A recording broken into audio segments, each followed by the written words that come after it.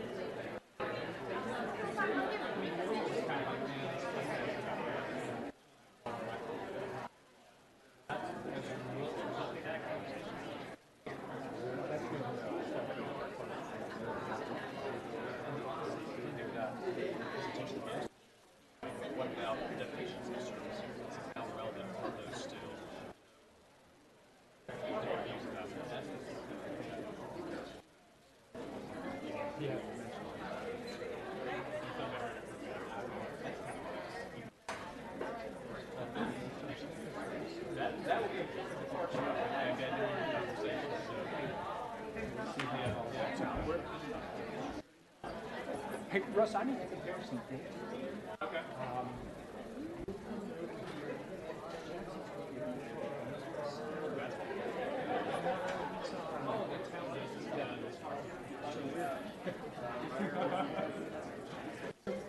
They're picking them up and they're jumping them off. Maybe we could go to a sample station. It'd be good. Right here. Where's some of the other end of the row? I see you guys are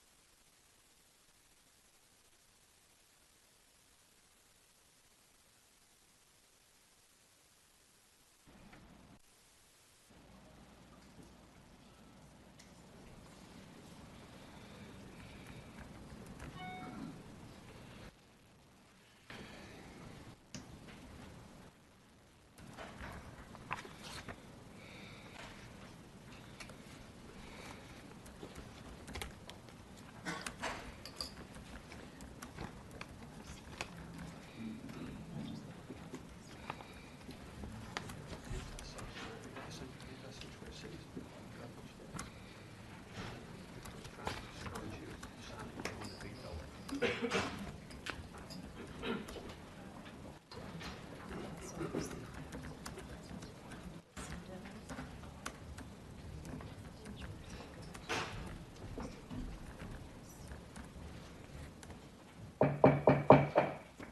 morning, everyone.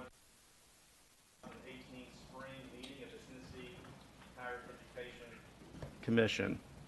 I want to take an opportunity to, first of all, thank my fellow commissioners and staff for all the work you've done preparing for this morning's meeting, for today's meeting, and appreciate all of you being here and all of your hard work. First thing we need to do is to determine whether or not we have a quorum so that we can conduct business, and so for that matter, I will turn the meeting over to Carol Ann. Okay. Evan Cope. Here? Nancy Dishner. Here. Vernon Stafford. Here. Mr. Wharton. Here. Pam Coben. Here. Frank Watson. Here. DeKasha Winton. Here. Jimmy Johnston. Here. Sarah Morrison. Here. Secretary Hargett. Here. Treasurer Lillard. Here. Comptroller Wilson. Mintha Roach. Jeremy Chisenhall. Here. Carol Solyak. Here. Mr. Chair, we have 13 present. We have a quorum. Very good. Okay, the first item on the agenda is adoption of the agenda, and at this time, the chair will entertain either a motion to adopt it or maybe a motion to amend it.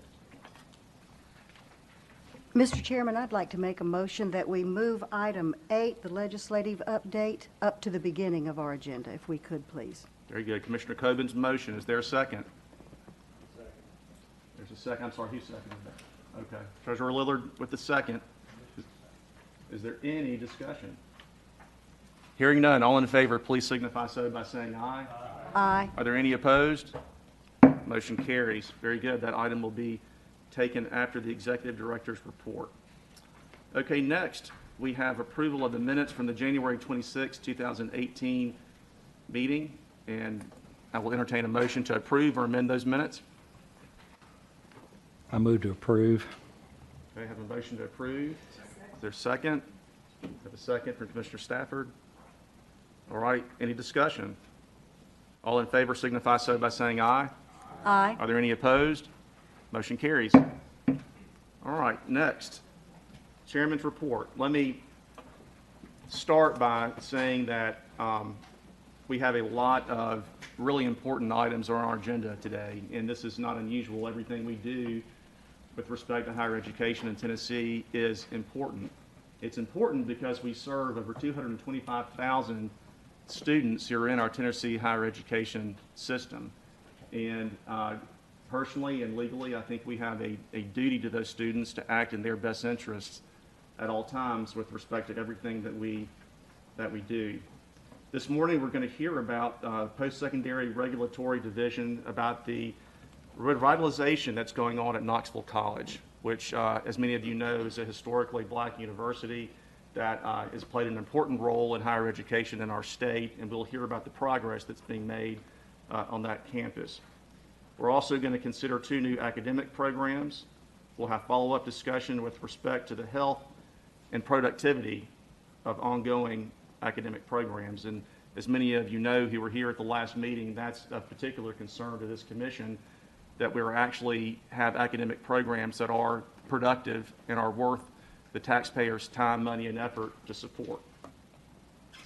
And then finally, one of the most important things we'll do today is we'll discuss implementation of a binding tuition range.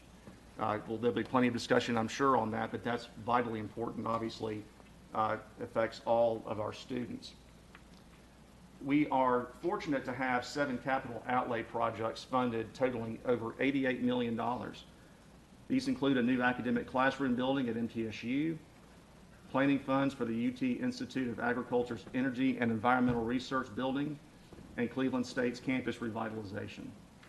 Colleges and universities will also be receiving over $121 million to fund capital maintenance projects, ensuring we are investing in maintaining our assets as we progress towards the Drive to 55, which is our goal and our mission.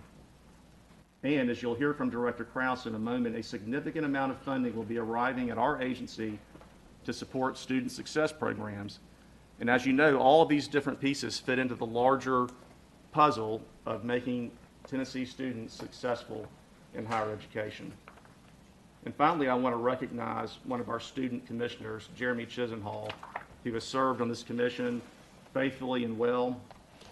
And Jeremy will be, actually, he graduated from Austin P last week, May the 4th, and will be entering the police academy to be a police officer for the city of Clarksville.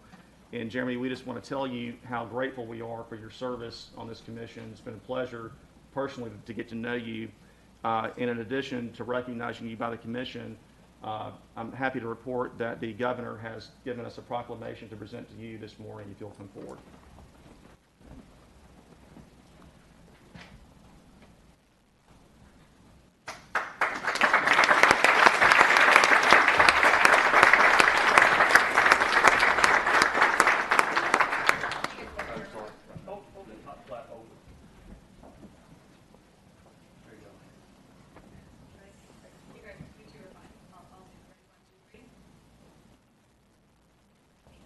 Thanks. Absolutely. All right, that concludes my remarks, and at this point, we'll turn the program over to Director Krause.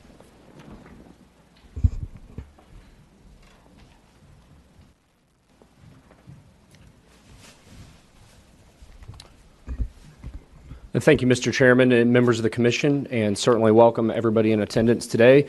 And definitely want to take a special point of privilege to recognize our Executive Director Emeritus, Dr. Rhoda, who is hiding in the back, despite the fact the Executive Director Emeritus is supposed to sit here at all times.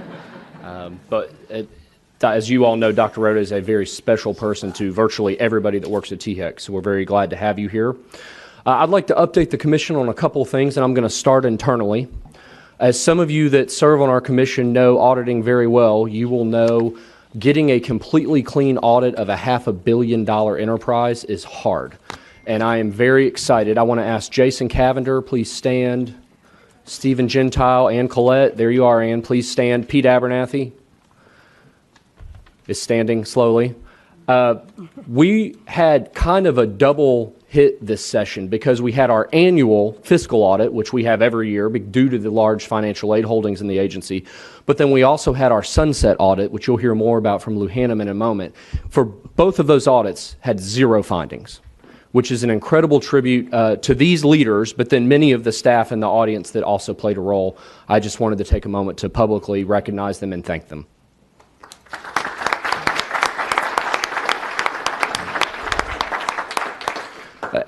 One thing I'd like to talk about, as Chairman Cope just mentioned, and we'll really receive an extensive legislative update from Lou Hannum in a moment. Chairman Cope did a really great job of an overview of the overall higher education spending for this year, and I want to talk about it in 2 buckets briefly. First, what's going to happen internally at THEC. And I would point out each of the initiatives here, and I won't go through them individually. I'll just tell you that all of these initiatives have a common thread. One, none of this money stays here. All of this money moves through the agency and out to directly serve students. And then second, that number at the bottom, that numerator and denominator, we have 126 team members at THEC and TSAC, and only 54 of them are funded by the state. So I bring that to the Commission's attention just to say we're really covering a lot of our own costs as an agency, and it does get back to, I think, the efficiency with which we operate. I want to talk for a moment about just the external funding piece of the larger higher ed enterprise. As you all know, as an agency, we often wear 2 hats. The first hat is thinking about 126 people and how we as a state agency move forward. But then we also think a lot about the higher education, larger budget. And Mayor Wharton said something at the last commission meeting that really stuck with me about the narrative that we are sharing around higher education investment in Tennessee. And I think, and I am guilty of this as well, I think for so many of us, the first slide is, this is the recession, and we divested and it flipped. And I think that is an important part of the narrative, but I wanted to share this part of the narrative to just say a few things. One, if something dramatic happened in 2009, 10, and 11, and it absolutely did, we are reversing that trend at this point. And the reality is we're 5 years into a reversal of that trend. So we're a national leader right now in higher education investment. I think that's an important note to make, partially because the people that sat in this room about 4 weeks ago, the General Assembly and the governor, have had great foresight on higher education funding in the state. And I think that should become our narrative. And I would encourage my fellow higher education leaders to begin pivoting our starting point from what happened a decade ago to this, because this is now reality. And to put a finer point on it, we are leading the South in higher education funding growth. At such time as funding is withdrawn or lowered at the state level, I think we would come to the commission as staff and ask you to begin advocating. Right now, we're in a posture, I think, where we can really just say thank you. The investment level is unprecedented, and as you see, it's not common among the states. So I do want to make that point, and certainly to the other higher education leaders in the audience, I hope we will begin pivoting our narrative towards this reality. Yes, sir. Yes, sir. And I appreciate the word pivot that you use because it's been very tempting for a long time. I've experienced this personally as we have visited credit rating agencies in New York and talking to them about where we stand now. We've got a great story here in Tennessee, but the temptation is to go back and look at what happened 10 years ago and not really look at what we've been doing recently. And that's even a pivot that we've had to make as we've talked to credit rating agencies.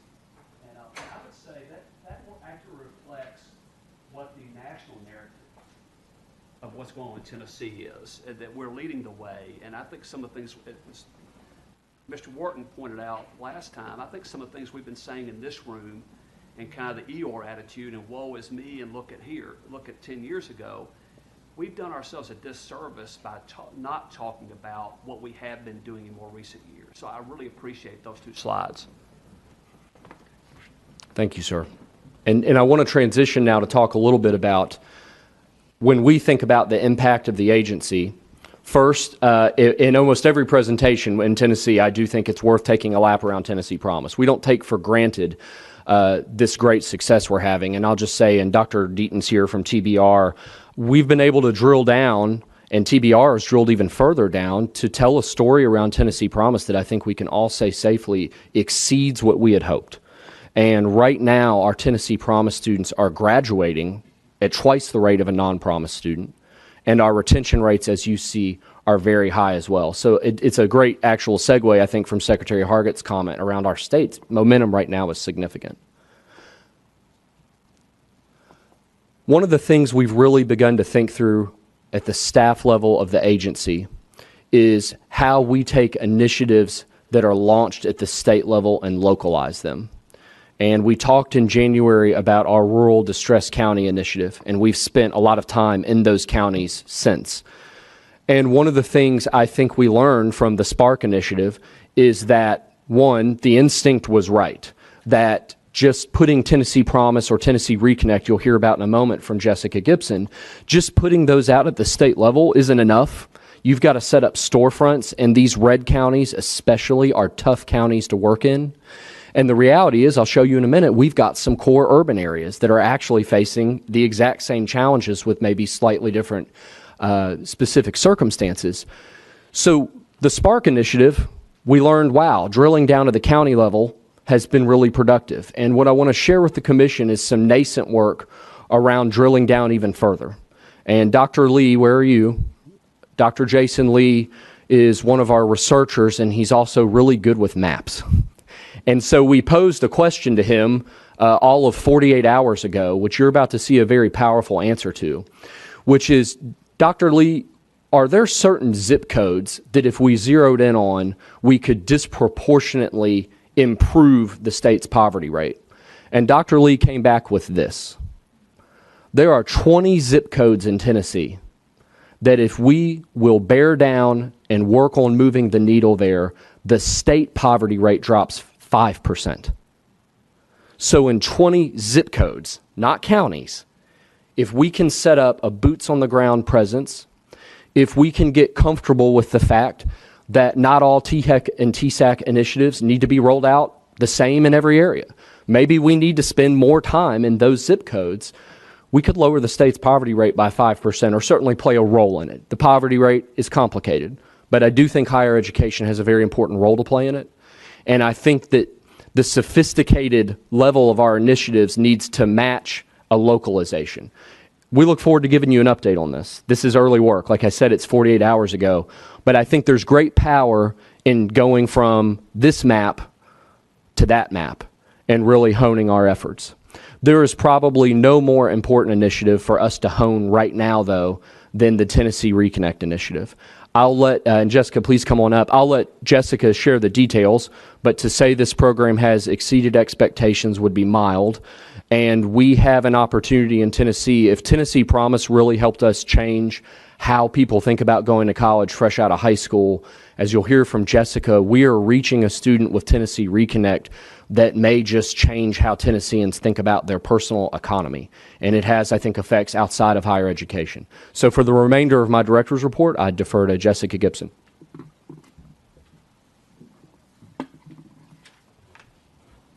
Thank you, Director Kraus. Chairman Cope and members of the Commission. I appreciate the opportunity today to update you on Tennessee Reconnect, in particular the Tennessee Reconnect grant. I think we have some really good news to share and some interesting data points we've learned. So February 15th was the date that the application for the Tennessee Reconnect grant actually opened. And that coincided with a statewide marketing campaign that included television commercials, radio ads, billboards, and digital marketing. The message was pretty simple. It was apply now. There's never been a better time in Tennessee than now to go back and get your degree or to go to college for the first time. We laid out a few steps that we thought were fairly simple. Complete the Reconnect grant application, fill out the FAFSA, apply to your college, and enroll. And to date, we've received over 16,000 applications for the Tennessee Reconnect grant. This really did exceed our expectations by about double. So we're very, very excited about that. I want to take a minute to talk about the application itself. It is identical in many ways to the Tennessee Promise application. It's a very simple application.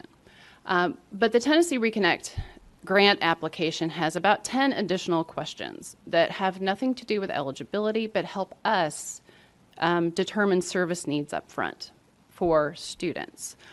We ask questions around whether or not they have reliable transportation, whether they have dependents they're caring for, if they're going to be employed while they're going to school. Many questions like that, what their challenges are anticipated to be. And what happens is once they fill out that application, a Reconnect Success Plan is automatically generated. They have it right there in PDF form. And it's really a resource map. So we match the answers to their questions to resources provided at the institution that they've selected or through the Tennessee Reconnect community navigators that are available to them. We feel that this is going to be very helpful because sometimes adult learners don't know that resources exist at the institution. They don't know where to access them or if they have problems with something, who to talk to. So this is intended to be a map for them. We also plan to continue communication with these applicants throughout the process so that we can nudge them to meet certain deadlines or so we can nudge them to access the resources that do exist near them. So one of the things, aside from that questionnaire being able to provide them some resource information, we've been able to get some information about the applicants themselves. And I wanted to share some of that with you today. Some of it's not going to be surprising, but I think these are data points we're going to want to keep our eyes on. So 57% have dependents that they're caring for. 86% plan to work while they're enrolled. It's a very large number. When you break that down, for those who plan to work, 65% plan to work full-time, 5% plan to work multiple jobs, and 30% plan to work part-time. Again, this really illustrates that these adults are going to have a lot of competing priorities and that we need to be aware of that. This is an interesting data point. 89% report that they have internet access at home. We were very, very surprised by this number, and I don't think this number is actually telling us what we think it's telling us. I think it's telling us that 89% of the applicants who applied online have internet access at home. I think we have many areas in Tennessee that don't have that access. So we've been thinking through how we can partner with the FAFSA Frenzy, how we can open up high schools and colleges and their computer labs to help adults apply for the FAFSA and for the Reconnect grant. We also asked students when they could take classes. And we were surprised to see that about 50% said that they could take classes during the daytime or any time. This doesn't really match up well with 65% of folks trying to work full time. So either we're seeing shift work here or we're seeing some maybe some unrealistic expectations. Again, something that we're going to want to keep our eyes on. 25% prefer nights and weekends. When you break that down, it's really interesting. Only 1% actually want to go to class on the weekend. Primarily, they want to go at night. And 25% prefer online programs. Again, something to keep in mind since the Tennessee Reconnect grant currently, while paying for online tuition, does not pay for online fees. Often, we think about reconnectors as those with some college and no degree. We were really heartened to see that about a third of the applicants have no college history. So reaching people who have never been to college, who feel that doors are now open to them that might not have been before. 27% are currently enrolled. This is a surprising number. We thought it would be higher. So we're thinking through how to get the word out to those currently enrolled students that are more than likely eligible for the grant. We also ask a question about annual income, and number's tiny. 46% are actually reporting that they're making less than $25,000 a year. 74% are making less than $50,000 a year. So again, we're reaching a population that can see the value of post-secondary education in their lives. And then finally, we asked one last question about self-identified challenges. None of these are probably surprising. Finances, because we're not just talking tuition, we're talking mortgages, childcare, transportation, family responsibilities, work demands, time management. What's interesting is what's not up there. They have 4 more choices. They could have chosen academic preparation, using technology for coursework, physical or learning disability, or accessing campus support resources. So the challenges that are associated with course taking and with a college experience don't show up. The challenges associated with life do. And so finally, what's next? Who's eligible? So what we know is that 83% of those who have filled out the Reconnect grant application have also filled out the FAFSA. Of those, 80% are eligible, according to the FAFSA. Now, we anticipate that some of those folks will run into problems if they owe money to an institution, although I know that there's some work being done around that right now. What we know about those who are not eligible is that 29% fall into that category of not being independent. 17% are in default on a federal student loan. That's about right under 500 people. Luckily, we now have someone on staff who will be reaching out to those in default to try to help them get back on repayment plans so that they'll be able to reapply. We also want to track who enrolls and who persists. So our focus is going to shift from the marketing and trying to get more people to apply to those who have applied and how to support them so that they can enroll. And then, of course, we will watch in terms of persistence from fall to spring. And then finally, how are institutions responding? Are they changing anything? Are they developing new programs? Are they changing their hours? How are they responding to this influx of adult learners? And what are the institution's observations of the students that are coming in? So that concludes my update on Tennessee Reconnect. I'm happy to answer any questions.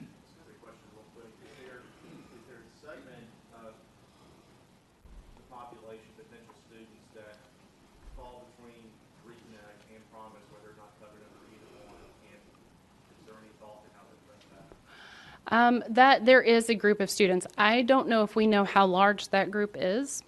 And I think that in terms of what focus we've had on that population, I think that our THEC outreach folks have been thinking through some of that. In terms of policy, that is something that we're considering, but we currently don't have an answer, I would say, to that question at the moment. Yes. Recognizing that we can't be all things to everybody. However, though, those challenges are real. Are there things that we can do to help either direct them to resources or help them get over those challenges? Yes, so that's a wonderful question. One of the things that we're also doing as a state group is we are working with a couple of other state agencies. Our most recent partner right now is the Department of Human Services. We are training 450 of their staff across the state to be Reconnect ambassadors, to share information with their clients and customers about Reconnect and about going back to college. Our hope is that we will be able to cross-refer, that we'll be able to understand the services that Department of Human Services offers, that we're able to understand what's available in the American Job Centers, so that we, again, with resource mapping, we're able to package what exists, what the state provides, so that we can ensure that those life issues don't become reasons for them to drop out again, so that they continue to completion. So that is our ultimate goal. Yes. Thank you. Other questions? Mayor Wharton? I just read recently about a Georgia state program. Georgia State, I believe, is graduating more black grads than even the HBCUs. And one of the reasons is when it comes to populations like this, they have a system of about 500 alerts that they monitor. Say if a student misses a class or whatever, they don't wait for the student to drop out. They go and they have a system, what they call micro grants. I mean, so many times, I know from personal experience, it may be they needed a car battery, a car tire, a new baby, said a grandma died, she can't keep the baby. And too often we wait until they've dropped out as opposed to saying, look, we'll help with finding daycare for you. And the program is premised on a study that showed only about 30% of students who drop out in this population will ever come back in and persist to completion. So my question is, do we have anything similar to that in which we monitor without, the students so many times are ashamed to come in and say, look, I can't pay my light bill. Right. It's my light bill or tuition. And my mother lives with me and all this. So when it comes between a light bill and tuition, the light bill is going to be paid. And we never find out until it's too late. So do we have anything similar to that? We do. And I'll make a couple comments and then turn it over to Dr. House. We, with our Tennessee Reconnect Community Initiative, and the Graduate Memphis is part of that. We are trying on the community level to do high-touch navigation and support to build relationships with these students. Often they are more comfortable sometimes coming to someone in the community than they are maybe someone at the institution. That's not always the case, but sometimes. So what our community navigators do is they try to be aware of the resources that are in their local communities and stay in touch with those students to provide a layer of support and connection to help them before they drop out. So to come to them before they're considering dropping out. In terms of from the institution side, I think Dr. House has some updates she can provide. Yes, thank you, Mr. Chair. Mr. Kraus, members, thank you, Jessica, for giving me a minute of your time. We actually, as a team, went to go visit Georgia State about 6 weeks ago, and it was as wonderful as it seems to be in print. So I read that article in the Times as well, and it really does highlight a lot of the very good work going on there, and they were very generous with their time, and they were very generous with their resources. So I would encourage anyone who is in Atlanta to visit Georgia State and see what they're doing. The reason that we chose to go down there was part of this work that we're doing through the Lumina Foundation, the work around racial equity and completion on our campuses. And I see President Noland here. I'm not sure if the presidents of the other equity-oriented institutions are here, but we selected 5 institutions through this grant to really intervene with their students in some of the ways that Mayor Wharton just referenced, as well as some of the ways that Georgia State does. So we are implementing some of those best practices that Georgia State really has honed and really has had great success with, and I'm eager to see what the data bears out as we really implement both at the state level and at these 5 institutions. Mr. Chairman, I just add, and when we sent the staff down to Georgia State, the reason really was because they figured out, I don't want to lose the point the mayor made about tactics. They figured out some tactics around enrollment management, around early warning systems. I think as a state, we've got pockets of that. I try always not to have an answer to the board of, well, we're already doing that, because I do not think we are doing at scale what Georgia State is doing. There are pockets and shoots of promise. I'll say Austin Peay's equity gap between African American students and white students has now closed within 2%, which is unprecedented progress. What I hope we'll take from Georgia State, if you talk to Tim Rennick, their vice president, is he will say nothing they did required new science. It just required will. And I think that attitude is it's the one we're taking with our work around equity. I think it's our work around Tennessee Promise grants, where we're trying to incent institutions to put in place these mechanisms. But it's one of those rare stories, to Dr. House's point. It's not overstated. They really have kind of changed the game. Other questions? These are good. Dr. House, if I could. And on that visit, I was struck first by what we were hearing about students, the Reconnect students' projections of what might be their issues. And they appear to be more along the lines of personal reasons. And I would speculate that they may not know yet that the academic issues are going to be a major concern for them, and that might be why they fell to the bottom of that list. When you were observing what was happening with the services provided, did you see things how did the percentages line up? Personal versus how they were having to deal with academic excellence for those students? So I think it really ran the gamut, but there was very much an emphasis on the non-academic. So we often talk about emergency grants and emergency loans. There was a very robust program that they spoke about that the students don't even need to apply if they are within a certain number of credits from graduating, and it appears that they have a balance on their bill. That bill is just paid by the institution. They receive a phone call that says, you're good to go, get back here tomorrow and go to class. So things like that have nothing to do with the academics piece of it. There are very intentional advising pieces of their suite of programs, and so that intersects very closely with the academic piece of it. So it really did run everything from financial aid to student supports to advising to the academic piece of it. It was wonderful. It really was. It was very inspiring. Other questions? Jessica, thanks very much. Thank you. Appreciate that. Yeah. Let me do, and I apologize for not doing this during my opening remarks, but I do want to take an opportunity, and I hope each one of you will stand when I recognize you. But we have four university presidents that are here with us this morning. Dr. White from Austin Peay. Thank you. Dr. Nolan from East Tennessee State. Dr. Glover from Tennessee State. And Dr. Olden from Tennessee Tech.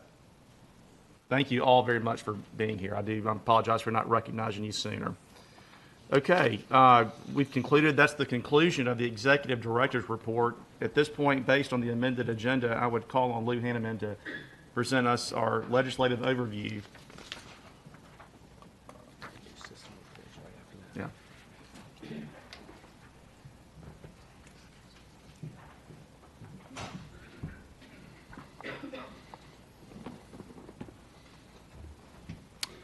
Thank you, Chairman Cope and Director Krause and members of the commission.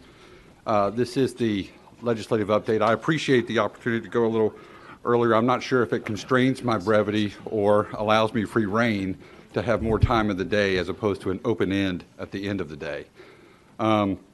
So the General Assembly, the 110th... I'm so sorry. Would you mind if I interrupted you real quick? Sure.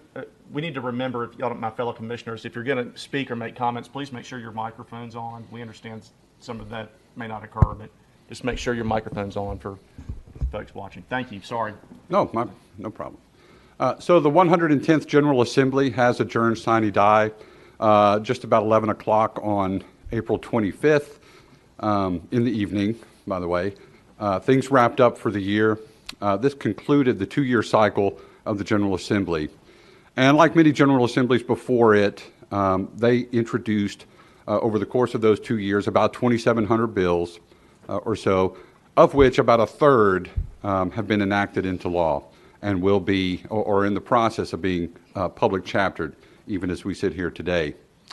Of those, over a 2-year cycle, anywhere from 300 to 400 bills will typically touch on the higher education sector, whether it's the direct operations and academic enterprise or some extended part of the campus, be that the post-certification of their law enforcement, insurance, state employee benefits, and so forth, right on up to tuition and other academic affairs-oriented issues. As they have adjourned, we look forward to the election cycle. This one will be particularly important as about a fifth of the General Assembly sitting members have indicated that they are retiring or planning to move on to alternative office.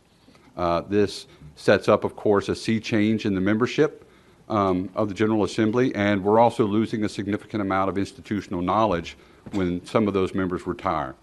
While there are many champions of higher education, I just wanted to point out that Chairman Harry Brooks and Chairman John Fogarty, the respective chairs of the House Education Committees, are each retiring, and they, in their own rights, have been pretty tireless champions for not just higher education, but education writ large. A number of the provisions that we discuss before this commission, Promise, Reconnect, the Drive to 55, were really orchestrated and facilitated by their leadership in the House. Moving on to the legislation, the first 3 bills kind of fall into a bucket of direct impact to THEC, the first of which is House Bill 1198, which is relative to the THEC Executive Director. In 2013, a large omnibus bill, or a bill with a number of sections impacting parts of the code, was passed that reconstituted or restructured a number of boards and commissions around the state. One of those was THEC. At that time, the authority to appoint or employ the Tennessee Executive Director was shifted from the commission over to the governor. In the last couple of years, the legislature has had many discussions with the current administration about continuity of operations and really a continuity of the mission that THEC has taken on with its revised charge. And so this year, and effective January 1, 2019, the commission will once again be the appointing or the hiring authority for the executive director. And as I move through these, I'm mostly giving kind of the bare bones. Here's what the bill does. If you have questions about context or some of the backstory, please feel free to interrupt. The next 2 impact both THEC and TSAC. As Director Krause mentioned in his opening comments with respect to our audit, our performance audit from the comptroller, we did have a stellar audit, and that was recognized by the Government Operations Committee. As state agencies, we do fall under the sunset legislation, which provides on a recurring basis a date certain for termination. And in the months prior to that termination, we appear before the Government Operations Committee in their role as oversight over our agency and essentially justify that we are not only doing the work of the people as instructed, but doing it with the maximum efficiency possible. We had, like I said, stellar audits. Both THEC and TSAC were continued until June of 2022, a 4-year extension, which by any measure is success. The next 3 bills are legislation that were brought by the Tennessee Higher Education Commission directly to the legislature to address essentially 3 areas of the statute. The first of which is the Focus Act statute cleanup bill. This is a large bill, and as you'll recall, in 2016, the Focus Act was a sea change and a huge impact on the statutes, changing a number of things on behalf of the state university boards. As with any legislation of that size, a number of areas were inadvertently omitted or references were confused in the process. So this bill was an effort to correct that moving forward. And so most of the sections in this bill did pertain to the state university boards, the authority to grant emeritus status to a former president, authorizing the establishment of foundations, granting of family leave policies, and governing funding requests before the legislature. These are just a few of the technical areas where the state university boards were given the same authority as the University of Tennessee and the Board of Regents. Two other important components. One deals specifically with THEC and our student commission member. Historically, we have our student members serve a 2-year term, a non-voting year and then a voting term. What we don't really realize all the time is that the process of nominating those students involves about 6 or 7 months on the front end. That 2.5-year period has historically precluded the opportunity for a community college student or a TCAT student from representing their colleagues on the commission. This year, this bill made a change. Moving forward, after Commissioner Soliak moves off the commission, we will begin a 1-year voting term for onboarding student members. The nomination process will begin in April. A decision will be made to send those finalists to the governor's office in November. A selection will be made, and when that student onboards on July 1 the following year, they will serve out a 1-year term and then roll off afterwards. They will vote from day one. One final element was brought to us by the Board of Regents. In their code prior to the Focus Act, there was a requirement that a certain proportion of their regents be alumni of the institutions.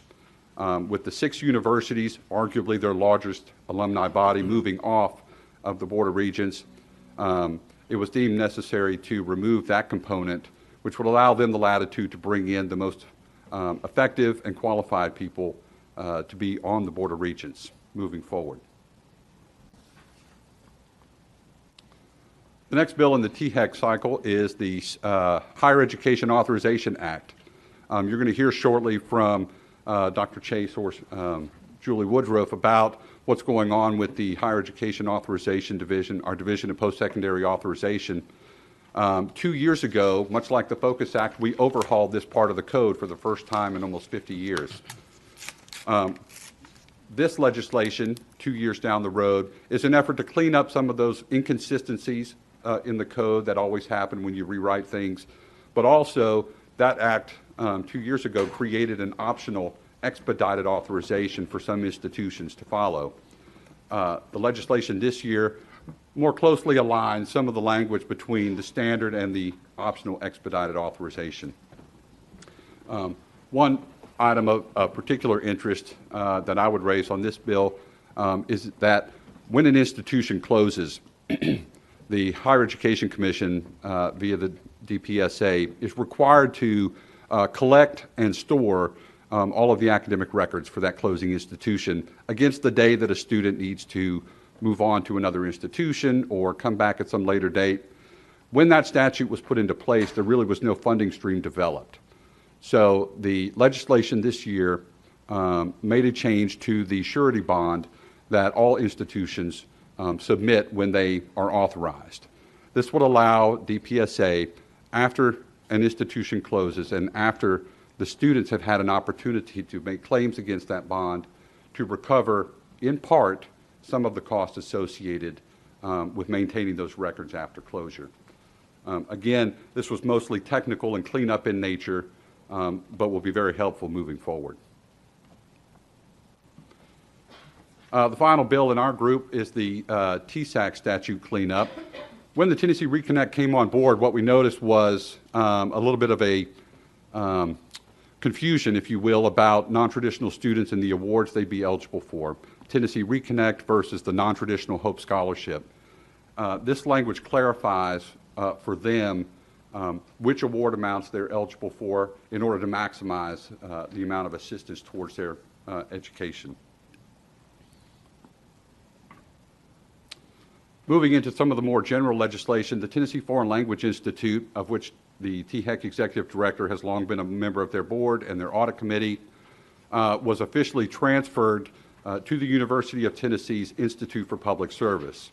Along with that transfer, we'll move all of the employees, the funding, the grants, their endowment fund, and that board was dissolved in lieu of the UT Board of Trustees, assuming full governance over the Tennessee Foreign Language Institute, which, in addition to that transfer, will be rebranded as the Tennessee Foreign Language Center.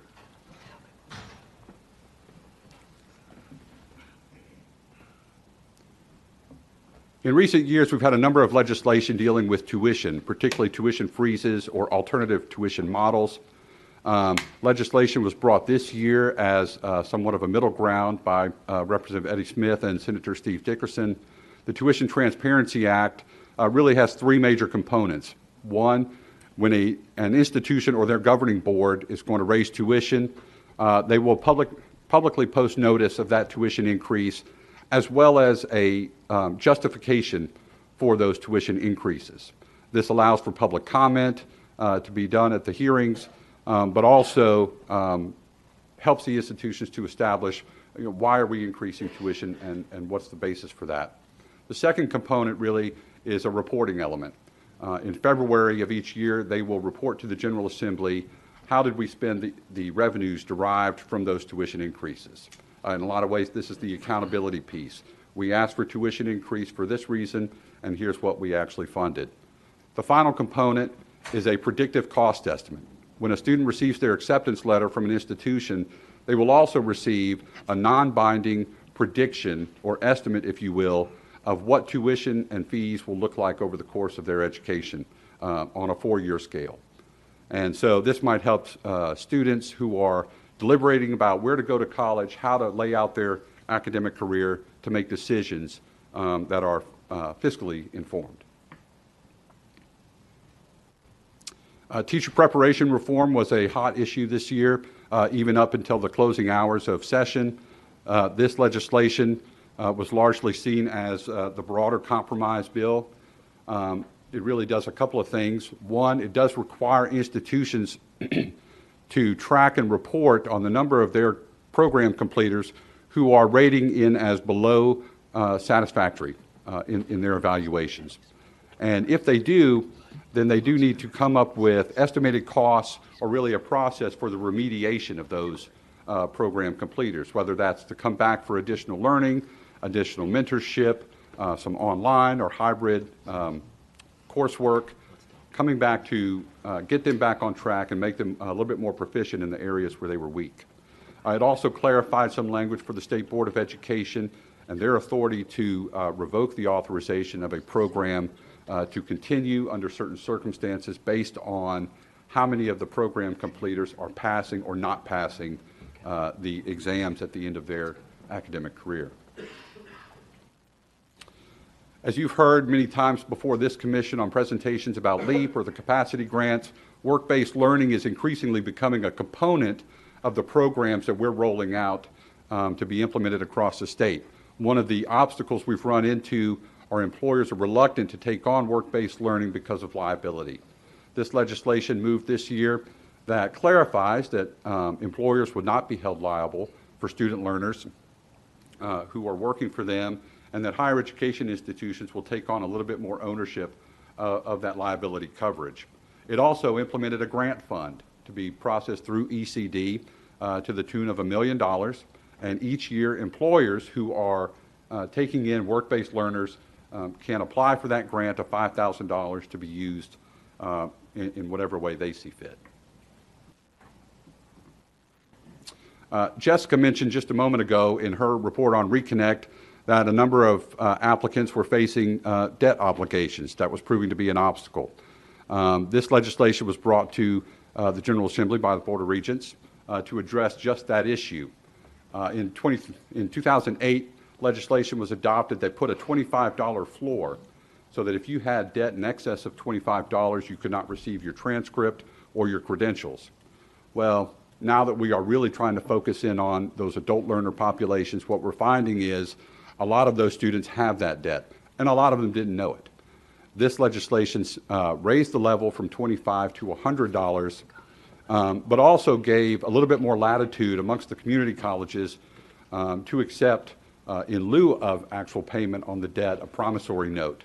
so that a student could get back into school, begin that process, and then as they're in school and moving towards their degree, they could work on that debt obligation. Another issue, excuse me, relative to the Tennessee Board of Regents, it involves their ability to merge for administrative efficiencies and operations, the TCATs. In several areas around the state, there are clusters of TCATs that might not have an enrollment that would support a full administration, or it just makes more sense from an administrative standpoint to have a single person kind of running multiple institutions. This legislation doesn't dictate that, but it does give the Board of Regents the latitude to make those types of decisions moving forward as they see fit. And finally, the University of Tennessee Focus Act. This was a legislation brought to reduce the size of the UT Board of Trustees down from the 27 or 26 or 27 members down to a membership of 12. That's 10 governor appointees, the Commissioner of Agriculture, and a student trustee to be selected by the board. A number of the committees that were previously in the code were also done away with, one of which, however, the Academic Affairs and Student Success Committee was retained. On that committee, the student member of the trustees, who is a non-voting member on that board, is a voting member of this committee, as will a faculty member be. Just as a kind of follow-up to this bill, the governor did submit to the legislature in total 12 nominations to the Board of Trustees, and 7 of those nominations were approved and confirmed by the General Assembly. So moving forward, as they take on governance of the university on July 1, they will have the 7 approved members plus the Commissioner of Agriculture, and they will select their student member. There were many other bills that impacted higher ed that were not included in this list, but this is a snapshot of some of the premier legislation, and be happy to take any questions. Mr. Chairman, if I could just say really quickly before we transition out of this, we'd be remiss not to thank, I think when the Focus Act was considered, one of the great fears is that this building would turn into a lobbying free-for-all. I did not observe that this session, and want to thank the LGIs in particular. We were able to essentially establish a government relations affinity group with TBR, UT, LGIs, and THEC. We do not always agree, and I think that's what makes us good, but we do always talk. And that also includes Dr. Presnell and Takua. There's if you look at other states during their legislative session, the higher education entities go to their corners. We really have managed to defy that, and so I would just, those that were concerned pre-Focus Act, this session, I hope, will be the landscape moving forward, because I think it was very productive, and I think it kept at the center of the discussion students, and that's what's most important. Thanks, Mike. Any questions for Lou? Great, thank you so much. We're ready now for the report from the Tennessee Board of Regents. Dr. Russ Deaton.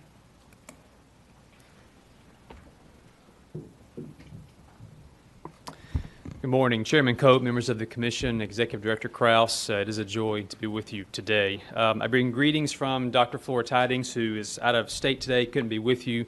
She sends her best, and also from the Board of Regents itself. Pleasure to be here with you.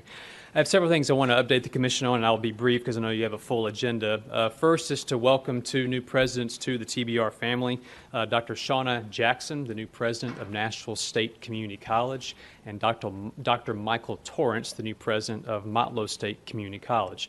Both of whom are veterans of TBR, Dr. Torrance at Vol State for many years, Dr. Jackson at Vol State and at Columbia State most recently.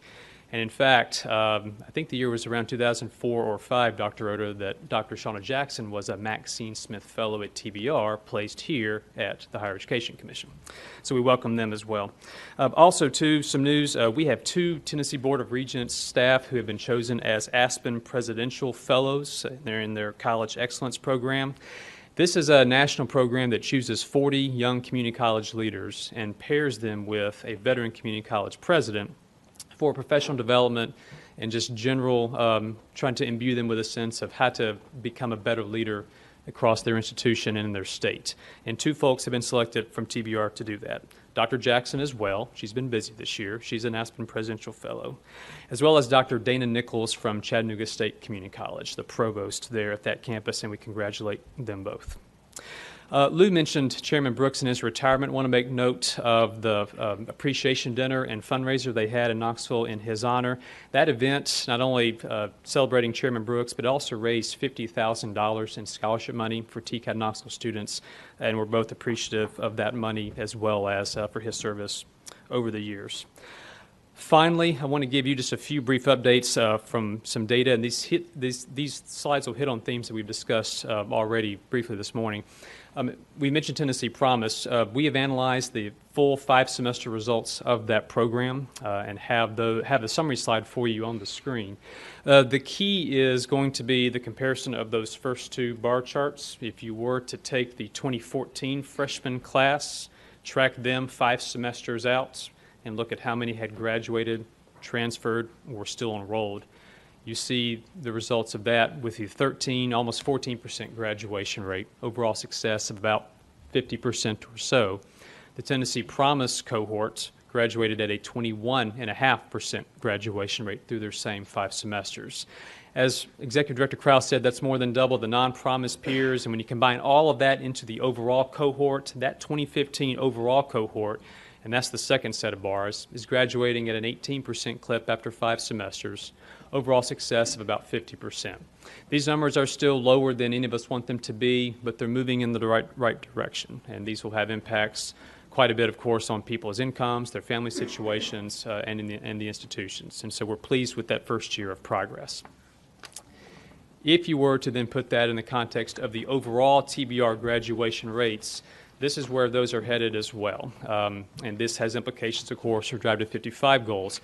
The first-time full-time graduation rate among community colleges is drifting upwards from 13.6% or so 4 years ago.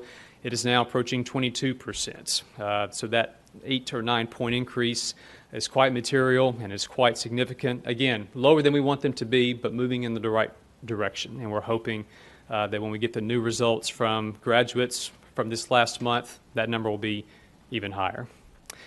Finally, in this commission, and Dr. House mentioned the work from the Lumina TIE grant focused on equity. One of our duties is to look that problem directly in the eye, just like this commission is, and this grad rates on the board show you the breakdown of our graduation rates by race. For Hispanic students, you see a number of 21%, I think that is, and for our black students, it is lower, it's around 9%. Both numbers moving up over time, but there are significant equity challenges we face. Again, our first duty is to understand that problem and to know it well, and then to begin to get to work on it, much like the Lumina grant for some of our schools is focused on. With that, Mr. Chairman, I'd be happy to answer any questions from the Board of Regents, but just appreciate the time this morning. Thanks very much. Questions for Dr. Deaton? Commissioner Coben. Dr. Deaton, do you think there are some special circumstances that affect our black students as opposed to Hispanic students? When I look at this chart, I just want to know, can we do a Georgia State thing on the red columns? What do we not know about those people? To your first question, I don't know. When we look at the broad profile of our Hispanic students and our African American students, there's not a lot different in terms of income and preparation of those things. And so it befuddles me, to be very honest, what causes that. Can we do something like Georgia? Absolutely. And as Mike said, that's more a function of will than anything else. And he said there are pockets where our schools are beginning to understand what to do with students of that profile, and those numbers are trending upwards. Some of it gets to micro grants, which Mayor Wharton mentioned. Many of our schools run food pantries and micro emergency grants right now. They're too small, and they run out of money fast. In fact, I think this commission made a recommendation for a program like that 3 or 4 years ago. That's something that would go a long way. So we are beginning to put will behind addressing those numbers, Commissioner Coben. But as to what causes that big difference, that's something that befuddles us, quite frankly. Let me note, too, TCATs, the completion rates for TCATs are north of 80%, and that's something that we're quite proud of. Those students are placed at high rates. Oftentimes, we have students who can't get into programs, and this is an issue I know that's come up before with our TCAP wait lists, which are often a function of a lot of factors: program availability, equipment, and you just can't place. You only have so many welding stations to put a student on. But our students are moving through those at high completion rates and into jobs with high job placement rates, which are a big factor in their accreditation standards as well. So I want to publicly applaud our TCAS for the work they've done and their successful completion rates. Chairman Coe. Question, Dr. Deaton, and sort of piggybacking off what Commissioner Coben said, in the bigger picture of Drive to 55, how much of the gap with respect to minority students do we need to close in order to reach that goal? Quite a bit. Honestly, any gap would be unacceptable. I mean, the numbers suggest that that would go a long way to getting there. And of course, this is equity functions, of course, for all of us are beyond race. There are rural, urban, low-income, adult student issues as well. All of those gaps have to be addressed and be closed. But it would go a long way, Chairman Cope, to getting to those numbers. And some of our schools, these are system-wide numbers. Some of the schools, and Austin Peay was mentioned earlier, have no gap themselves. They have managed to close those gaps. Other schools have a lot of work to go, and we're working with them diligently to try to do that. But that would be a big piece of the solution for sure. Thanks. Yes, sir. Mr. Chairman, one of the benefits of the Lumina grant is it required us to have a very intentional goal-setting process around our underrepresented minority students, and Dr. House has those spliced in a more sophisticated way than we have ever done. We can tell you by subgroup of student exactly where they need to be as part of the larger Drive to 55. And I think our greatest hazard that we're aware of is what if you reach the Drive to 55, but in doing so, increased your equity gap, which really worries us. But I also think we've got enough concerted efforts underway. And again, the first time ever as a state, we've put pen to paper and said, we're not just Drive to 55, we need to think about each segment of student population, and we can share those numbers with you. Would there be any objection from fellow commissioners if I just asked Dr. White to speak for about 2 minutes and give the 30,000-foot view of what Austin Peay has done? With your permission, Dr. White, we'd love to hear from you. Just a brief overview of how you've been able to close that gap. And thank you, Russ, for the presentation. Yeah. Thank you for the opportunity. Austin Peay serves as an access institution in Tennessee, so a lot of our students come to us working. They come highly motivated. I think you can point to the closing of the achievement gaps over time by looking at a program that actually was coordinated by the TBR in the use of access and inclusion and diversity funds. And so one of the things that has been really a game changer for us is a program that's run by the Wilbur N. Daniel African American Cultural Center. We had a very strong African American male mentoring program, and that program was focused. It was very successful. We paired incoming freshmen with mentors on campus who could be the sounding board, because a lot of times students have help available, but they don't know it's there. They just assume there's no path forward. And so I think that program changed the numbers for us, and the students who were in the program then also were seeded into the community so that they could show their fellow students that there is a path forward.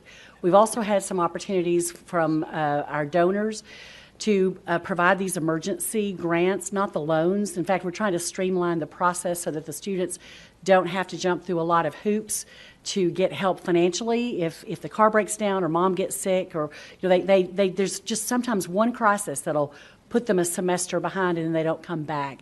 And so we had a very lovely gift from some donors who said, we want to make sure that the barriers are removed for those students and we don't want it to be a hassle to apply. And so we actually reviewed that program this spring and are trying to make it even less of a hassle than it was, because we realized we'd put some barriers up that we didn't know were there.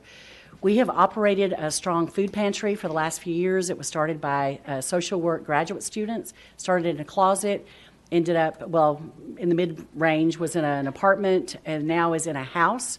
We have chickens, we have eggs, we have food, we have clothing, we have toys. But then we found out that some students don't don't feel good about having to visit. So we're actually trying to take that food and put it all over campus. If you go by the Veterans Support Center, you can grab an apple or a cereal bar or a package of oatmeal. Then it's not like you're coming to the food bank, but we are trying to get all of that all over campus so that students don't have any kind of stigma to participate. And I'll say also, we don't have the highest academic profile in the state. Some of the gap issues that we don't have, or that more of our students are coming in on a level playing field, many of them are from rural communities. And if you're from a rural community and you don't have a chemistry teacher and a physics teacher and a biology teacher, but you have one science teacher who's having to cover all of those subjects, your preparation is not the same than if you were in a high school where you had significant depth in each of those areas. And so many of our students are starting from a level playing field to begin with. And then we have many military students too.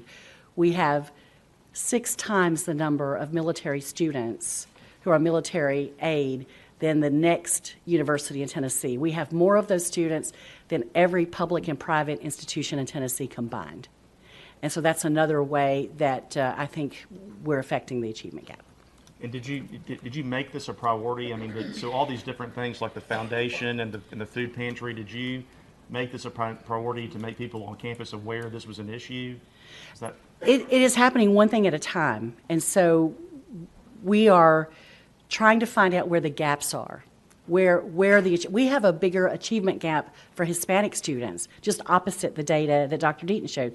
We have a bigger gap for Hispanic students than we have for African American students. But we have very few Hispanic students. So we're just trying to find out where the holes are. We discovered recently we have a gap among males in one dorm. And the only thing they have in common is they're in that dorm. So we're trying to figure out and that dorm is by my house. I'm going to make more business by, but we are looking at the data, right? We need to check that out, Provost. But, we are looking. So we're just trying to look at the data, see where the opportunities are, and then close them. But yes, we are committed to closing the gap. Well, thank you. There may be other questions, but I want to thank you personally for the focus that you've provided on that issue, because that's fantastic work. That's really great. Other questions for Dr. White? Anybody? Thank you so much. Thank you. All right, Dr. DiPietro.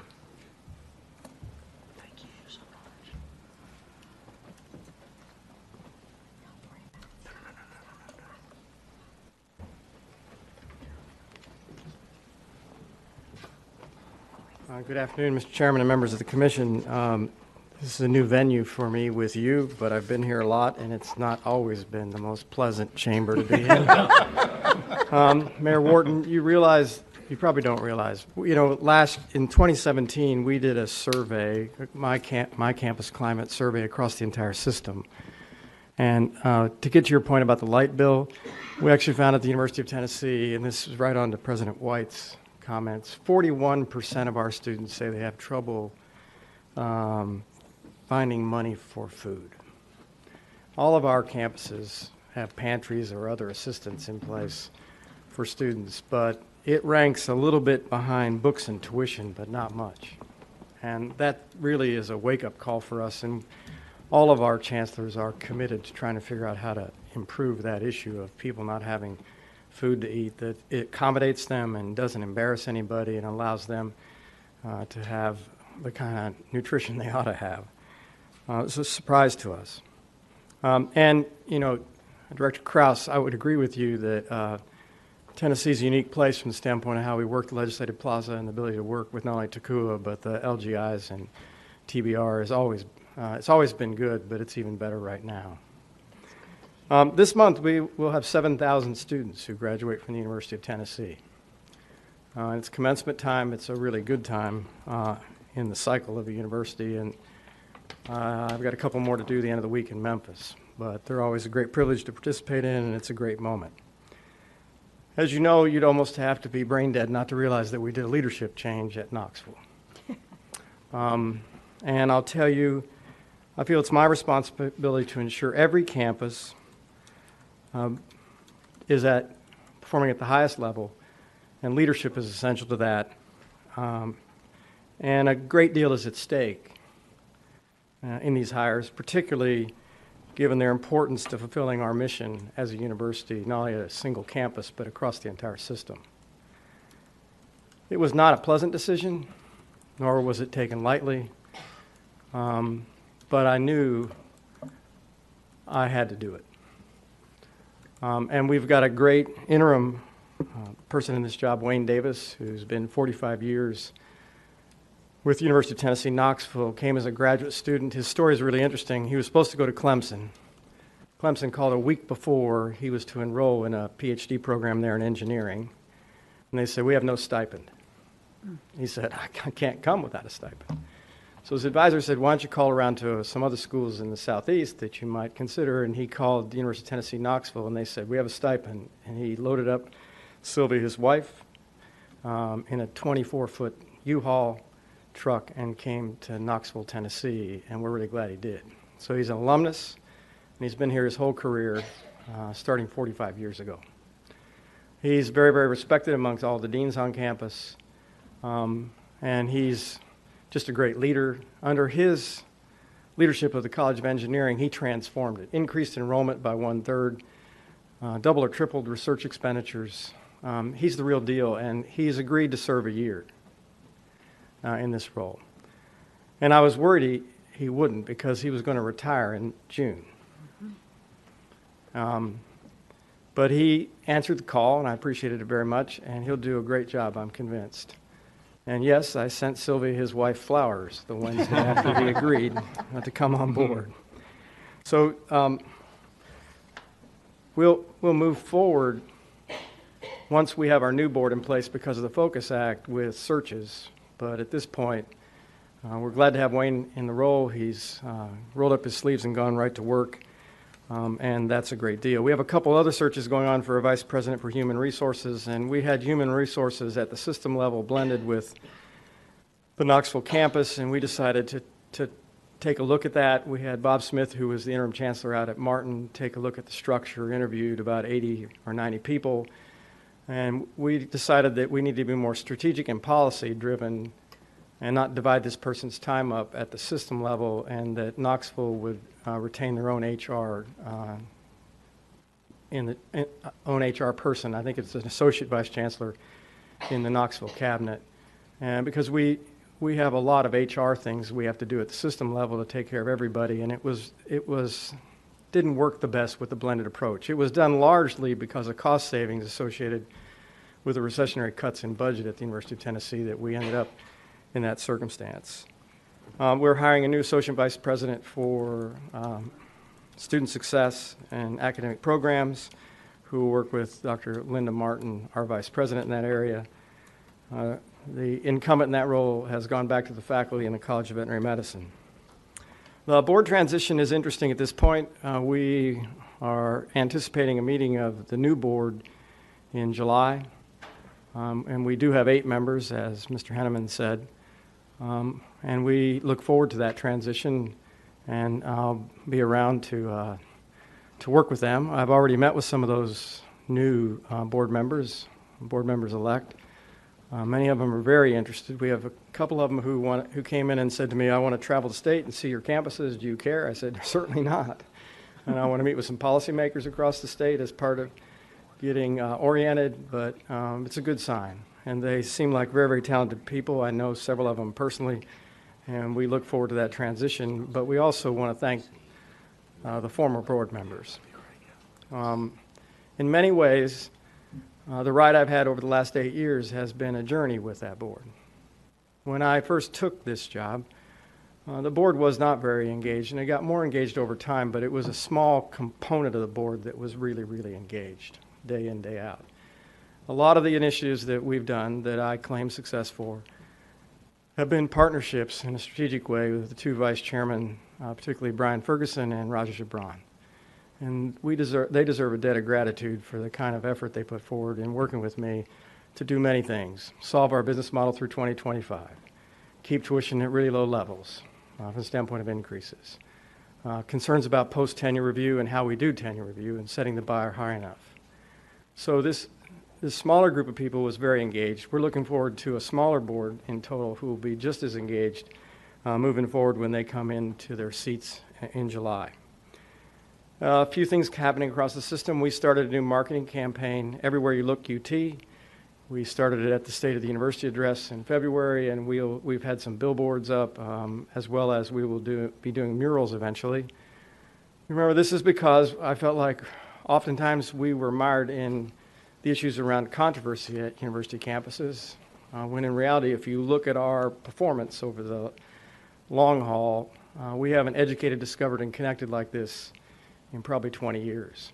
So we're getting the message out now because we can't count on all the accomplishments we're doing to always make media coverage. And so we've decided collectively it's time to let people know how well we're doing and how we serve the citizens of the state of Tennessee, without a doubt. As far as sort of around the campuses, Knoxville has more Fulbright scholars this year than they ever have before, with 19 of them.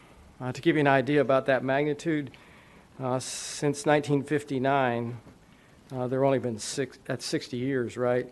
There were only 77 Fulbright recipients over that 60-year period, so 19 this year is pretty amazing. And it's a great reflection of how the caliber's gone up at UTK from the standpoint of the student body. These are experiences overseas at universities. Typically, they're highly sought. We had 77 students in the history course, but we had 52 Fulbright scholars this year from the standpoint of candidates and 27 semifinalists, and then 19 students picked. It bodes well for the future, and also the way the academic profile at Knoxville has improved. At Chattanooga, they've engaged in a new Chattanooga Teaching Fellows Program. It partners between UTC, Lee University, and Hamilton County. It will invigorate the pipeline of teachers in the local schools and boost K through 12 education for area students. A great partnership. And at Martin, they've had a couple of national accolades. One was for their MBA program, which is 12th nationally by bestvalueschool.org, as well as their online program was ranked by the same agency among the very best with a ranking of 11. At the Health Science Center, we've just dedicated the Center for Healthcare Improvement and Patient Simulation. It's a simulation lab, so it has advanced simulators. Actually, I've had an experience with one of them at the open house. I walked up, they had a mannequin of an infant. And there was a resident there in pediatrics, and they said, "Would you like to intubate this baby?" Now, it's a simulator, right? It's not a real baby. And I hit it on the first try. Wow. Because what they didn't know is a cat's larynx is a whole lot like a baby's larynx. So they were like, "What'd you do before this job?" So it gives us a chance to have students practice on a simulator before they deal with you or me. And there are only a handful of them in the country. We're very, very proud of it. There were state resources put into the capital outlay portion of that program, and we appreciate the General Assembly's support of it. And look forward to training many physicians and nurses and other health professionals in that facility. And as Lou indicated, we're happy to have the Tennessee Foreign Language Institute join our ranks in the Institute of Public Service as a center. It perfectly aligns with their mission, and we look forward to having them be a new component of the University of Tennessee. Lastly, we'll be meeting with our current board in June. We're looking for ultra-low tuition increases, and I'll keep you suspended. Thank you very much, and I'll be happy to answer any questions you might have. Thank you, Dr. DiPietro. Yeah, yes, sir, I'm sorry. Dr. DiPietro, a couple of things. I had the opportunity to tour your campus recently and just see firsthand some of the transformation that's been occurring under your watch. It just it's going to be something that the entire state will be proud of on that campus. That's a great place. I want to commend you for that and the leadership y'all have shown. And second, I just want to take a moment of personal privilege and just say that a lot of us at this dais have had to make personnel decisions over the years, and they are usually not easy when you reach the point where you reached. And I just want to recognize that. And the path of least resistance would have been for you to say, well, kick the can down the road a little bit and let somebody else make that difficult decision. And they are especially difficult when there are people who you like and respect in many ways. And there are a lot of things that you will know that the rest of us will never know about what leads you to certain decisions. And I don't know. But I just want to say I know you have a difficult position. I just want to recognize that publicly, that making those types of decisions is not easy, but that's what leadership's about. So thank you. Thank you, Mr. Secretary. Anybody else? All right, thank you so much for the presentation. Moving right along, we are next at item 1, Roman numeral 1, post-secondary education authorization action items.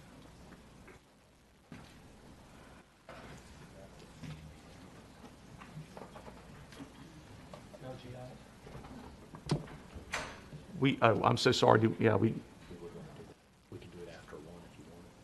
Tell you what, unless there's an objection, we can move the LGI report after action item number 1. If there's any objection to that, okay. Dr. Bellachase, thank you. Thank you, Chairman Cope, Director Krause, members of the commission. Good morning. I have one action item for your consideration today, and there's 3 different components to the action item. Component 1 is reauthorization. It has been recommended by the post-secondary educational it's been recommended by the Committee on Post-Secondary Educational Institutions that the institutions listed in Section 1A be granted reauthorization.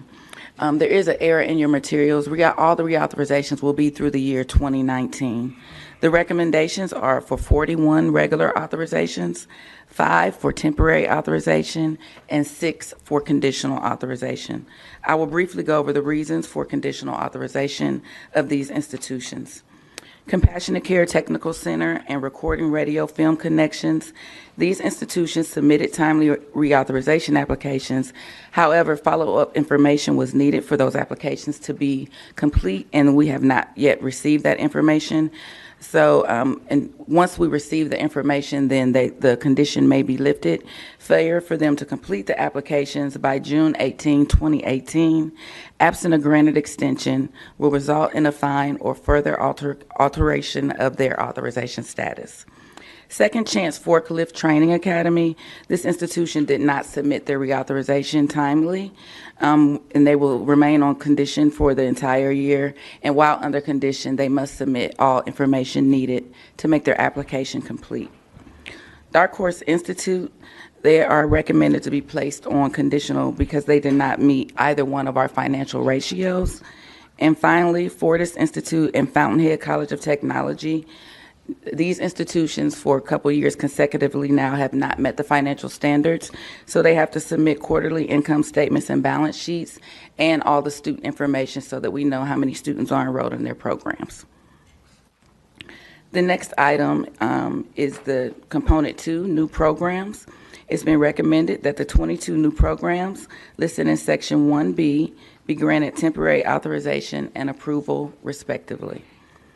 And the last action item is for component 3, optional expedited authorization. It has been recommended that the 8 institutions in section 1C be granted OEA. That concludes the actions. Thank you very much. So, Director Krause. Mr. Chairman, one point to follow up to the commission per your request in January relative to Ross University School of Medicine. We're now approximately 5 months into those temporary emergency operations in Knoxville. We are in weekly communication with Ross, and I will say they have been a good actor to work with. We are now within a plus 3 or 4 month range of their departure, which I think we'll have for you in July, is spanning somewhere between next December and early spring. And again, they have been in regular communication with us per the commission's request in January.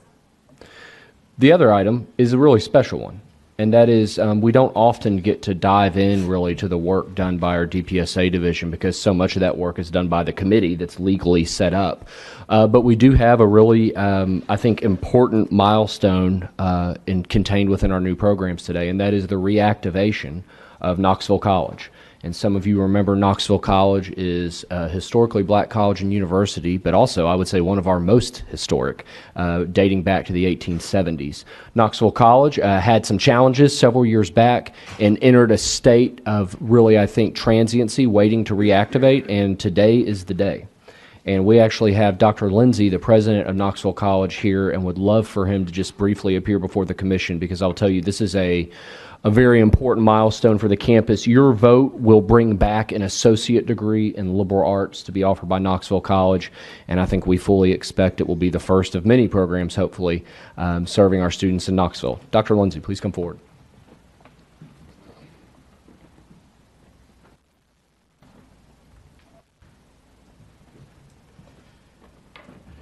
Chairman Cope, Director Krause, distinguished members of the commission.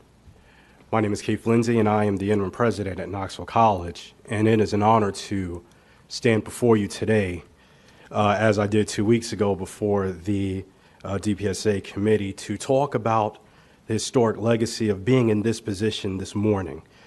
When Knoxville College first suspended their classes in 2015, I was on faculty there. And my heart was sad to know that we would not be able to offer classes to our students. When I was tapped to become interim president last year, I jumped at this opportunity, with the blessing of my wife, of course, to lead this college down a new path. And today is the culmination of that hard work, not only by myself, but of the Board of Trustees at Knoxville College, to be able to once again reopen our doors by rebuilding and revitalizing Knoxville College in ways that we could not imagine. The sacrifice and the hard work of a lot of individuals have made this day possible. And I would also like to extend my greatest thanks to THEC, for they have worked with us hand in hand as we sought to develop a new program, as we sought to develop new partnerships, as we had to take an internal and external look on how we wanted to advance our new program and our new initiatives. And so today is an historic day for Knoxville College. Since 1875, our doors have been open to educating students, and we have a luxurious list of alumni in different areas and professions where they have excelled. And it is our goal, our dream, and our desire to once again open our doors to educate students who might need a chance, because we know that education is a passport. It is a passport to the world. It is a passport for new opportunities and new developments. And so I am honored and humbled to stand before this body to state that we are still in that business of fulfilling our mission, our vision, and our dream that started so long ago from under the shadow, of slavery, to now to the 21st century, to a new generation of leaders and thinkers. And so I am proud to be that person at this time, at this calling, to lead us through that threshold.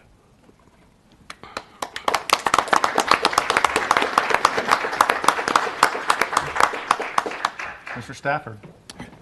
Dr. Lindsay, first, congratulations on the restart and all the hard work that you and your team have done. One question I have for you, though, as I understand it, there still is the hurdle of accreditation. Could you just give us an idea of the plan for that and the timeline? Yes, accreditation is our next plan in our plan of action. Two things that we did during this year.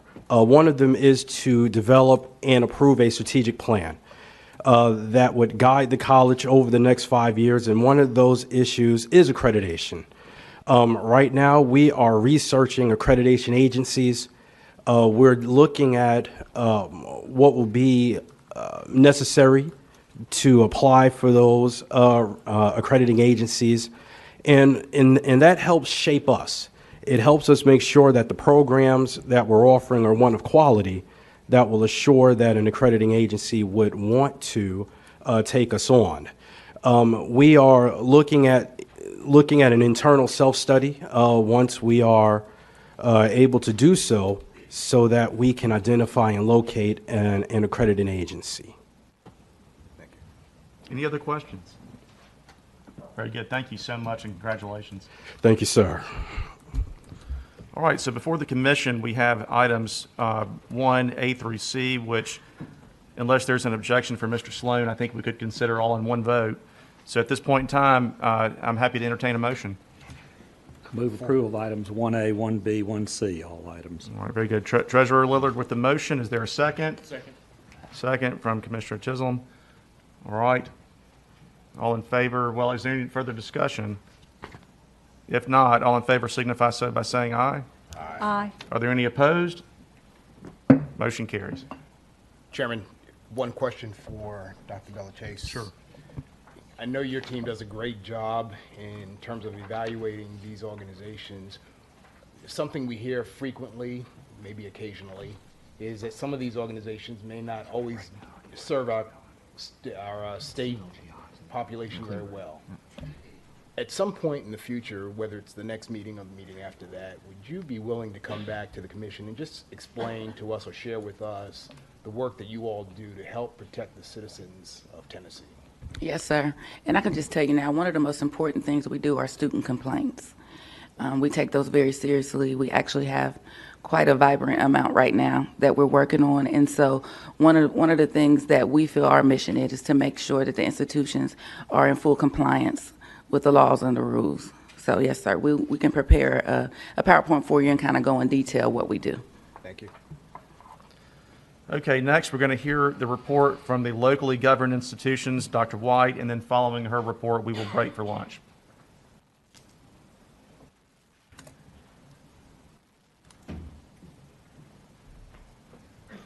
Lunch, no pressure at all. I caught that, Chairman. On purpose. Thank you, Chairman Cope, Commissioners, and Executive Director Krause. I appreciate the opportunity to represent the LGI presidents. It would normally be Dr. Rudd today. This would be, I think, his last meeting as the chair, but he's out of town. And so what I want to do today is just share a couple of our goals and challenges as opposed to a digest of reports, and I will be brief. You know, you read a lot about higher education in the Chronicle of Higher Ed, New York Times, Wall Street Journal, and we see the headlines and they don't look very good. And I've been in higher ed about 30 years plus, a little bit now, and I would say that what we hear in the national conversation is really not indicative of education in Tennessee. So when you think of the six of us, the locally governed institutions, we are not flagship universities like the University of UT, my alma mater, of which I'm very proud. We're very different from elite private universities, and our mission is different. We provide social and economic mobility through accessibility to students of all socioeconomic backgrounds. We're known for relative affordability, and we provide a very good return on investment for students, the state, and the nation. So when you think about college affordability, a lot of the numbers that you'll see in the national media are that the cost of attendance is typically about $40,000 a year. If you look at Tennessee and the LGIs, that average is about $21,000 a year. And many students at some of our institutions, I know that THEC is one of those, and ETSU is another one, a lot of their students graduate with no debt at all. I'm not going to ask Mr. Chisenhall how much debt he had when he shook my hand last week, but we're really proud of him anyway. Oh, is that a zero? That's a zero. So there's one example right there.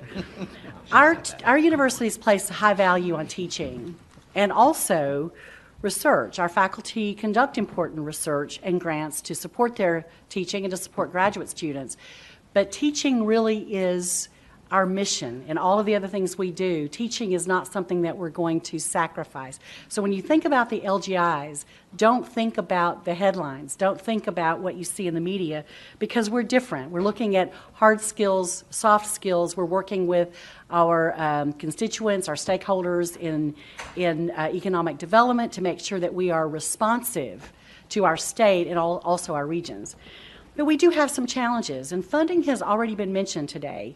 And I take the comments by Executive Director Krause very seriously, and those concerns in the statement. I heard Mayor Wharton last meeting also talk about why we keep talking about the divestment of higher ed. Tennessee is not in that position. And one of the reasons we're not in that position, frankly, is because of the work of the Treasury. I invited State Treasurer Lillard and the Associate Treasurer to come to make a presentation to our Board of Trustees. And I mention that to say that Larry Carroll is one of our trustees. He was recently named by Forbes magazine as the #1 financial advisor in the state of North Carolina, which is a banking center of the United States. He was also named as one of the top 200 financial advisors in the United States. After the presentation by Treasurer Lillard, when he heard how healthy our pension plan is, that's what's got Kentucky in a mess. They are in trouble. We have a healthy pension program. We have a healthy return on investment, healthy revenues. We don't have all the money that we would like, but the state generally is doing very well. And when the state is doing well, our state values education and then says, we will help you catch up for those years where you didn't have what you needed. So what I want to say, though, is we don't have enough money, and we'll never have enough.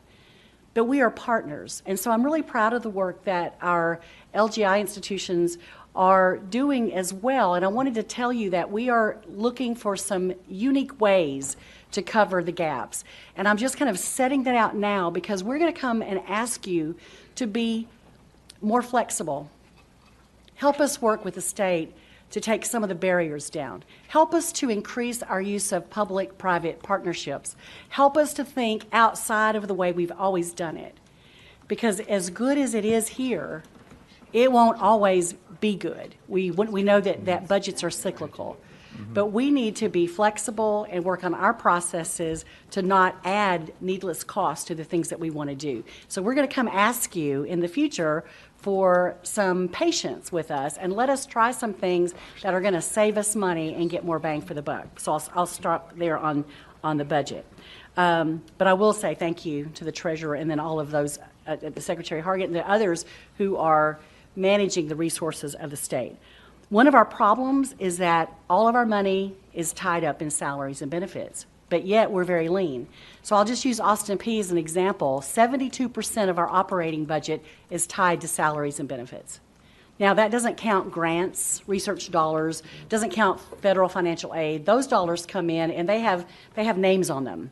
We can't use those for operating. But if you're talking about an institution with $140 to $50 million budget, depending on which accounting you're looking at, and 28% is all we have to have any flexibility to do anything with, we don't have a lot of flexibility, which is another reason I will need your help. We will need your help going forward.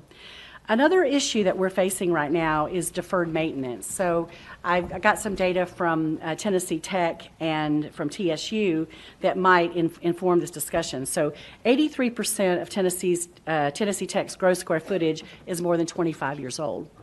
The Tech campus has about 80 buildings, and that includes academic housing and student life. They have $190 million in documented deferred maintenance. And to put that in context, $172 million would be considered high risk. That means those issues have to be addressed within 10 years. They will need flexibility moving forward. TSU has about $70 million in deferred maintenance.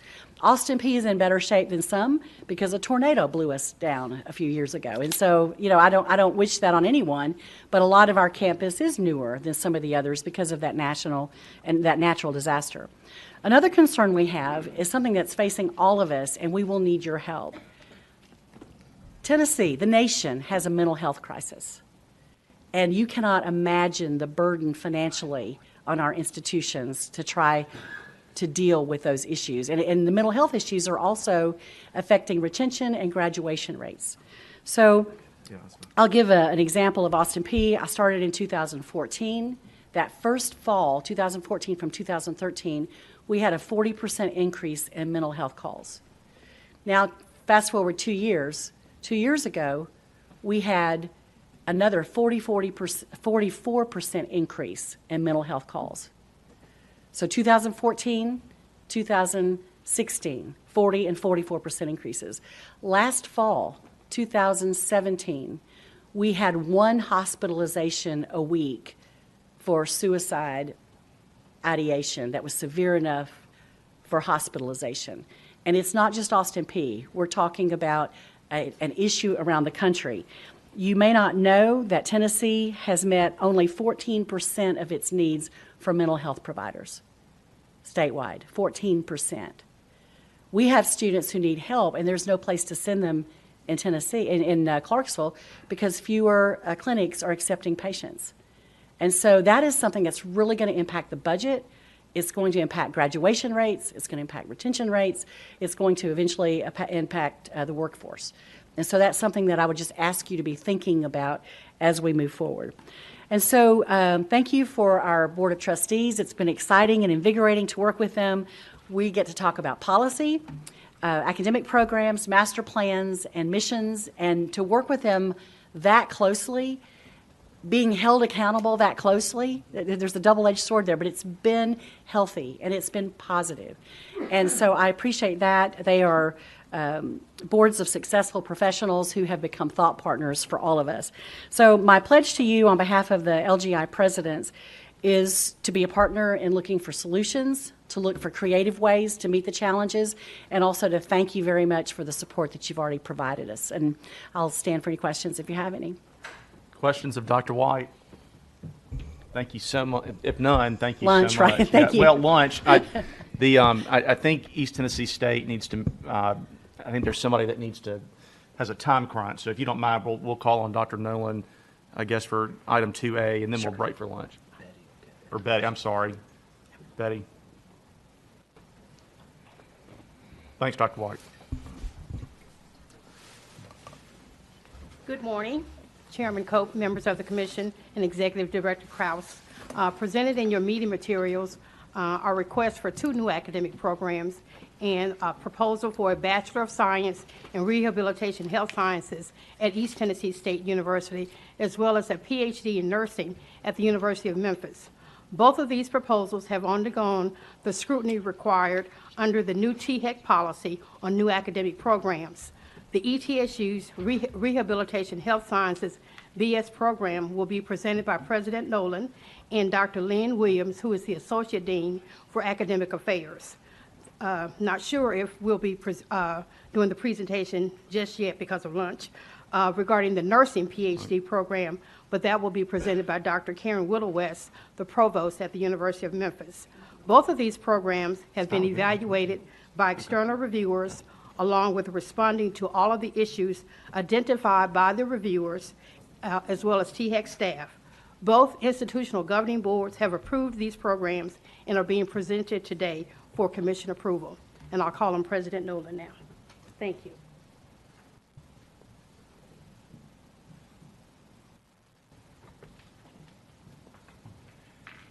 Chairman Cope, members of the Commission, first, thank you for the opportunity to present this item, and second, thank you for the scheduling accommodation. The item that is before you is to establish an interdisciplinary and interprofessional program in rehabilitative health sciences. And it's a program that aligns with the mission of our institution, which is to improve the quality of life for the people of our region.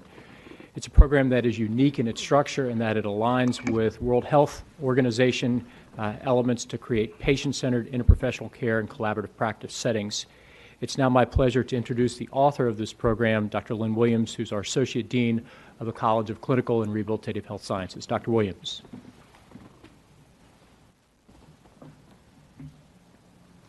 Thank you, President Nolan, and thank you to the Commission members of the Commission, the Director, and the Chairman. I'm happy to be here. I'd like to just talk to you a little bit about our proposal, starting with what is rehabilitation health sciences, because it is a relatively new degree program across the country, unlike some program in education that may be more familiar. So rehabilitative health sciences is an interdisciplinary field that focuses on both human function and disability. So it includes the study of the nature of enabling and disabling processes, restoration of functional capacity, and improvement of interactions in social, emotional, and environmental contexts. So it's looking at the whole person and their family within a context, not just the disability.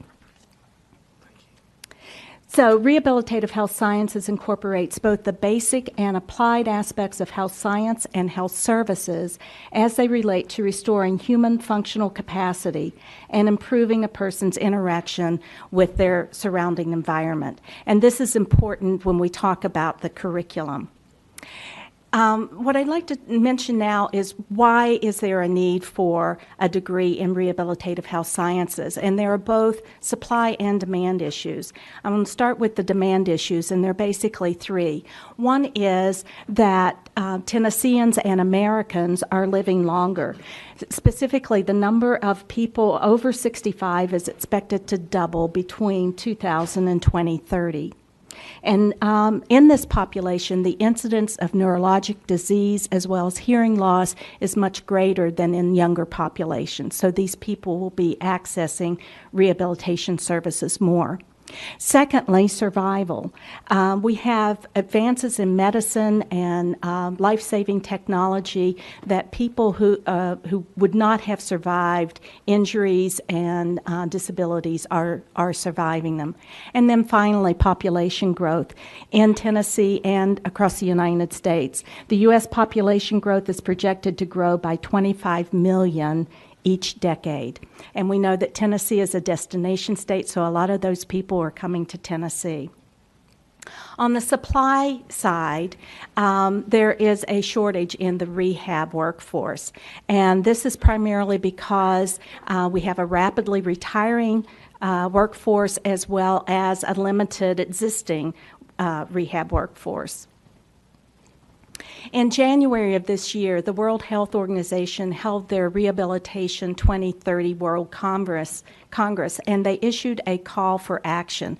And specifically, they're asking, how do we meet the demand for services and maximize the supply? According to the U.S. Bureau of Labor Statistics, the projection for rehabilitation professionals will be among the fastest growing occupations between 2014 and 2024. Now I'd like to talk just a little bit about what our degree program proposal is. As President Nolan mentioned, it is a creative, innovative curriculum that is framed within the theoretical framework of the World Health Organization, the International Classification of Functioning, Disability, and Health, or the ICF. This is very unique because it does take into consideration the whole individual and not just the disability, but looks at how the individual participates in activities within their daily lives and in their communities. There are only 11 programs in the country that offer a bachelor's degree in rehabilitation health sciences. There are none in the state of Tennessee. This is very innovative, and I think that we are on the cutting edge as we are trying to meet that supply and demand concerns. This is the only program in the United States that is based within this innovative curriculum with the World Health Organization ICF framework. There was a study done recently that was asking different programs around the country if they incorporate the ICF, and none of them have their entire curriculum or program of study within this. So this is very innovative. And as our site reviewer from MGH, Institutes of Health Professions, said, this will serve as a model for other programs across the country. Just a little bit about our curriculum components. It is a 49 semester credit hour degree.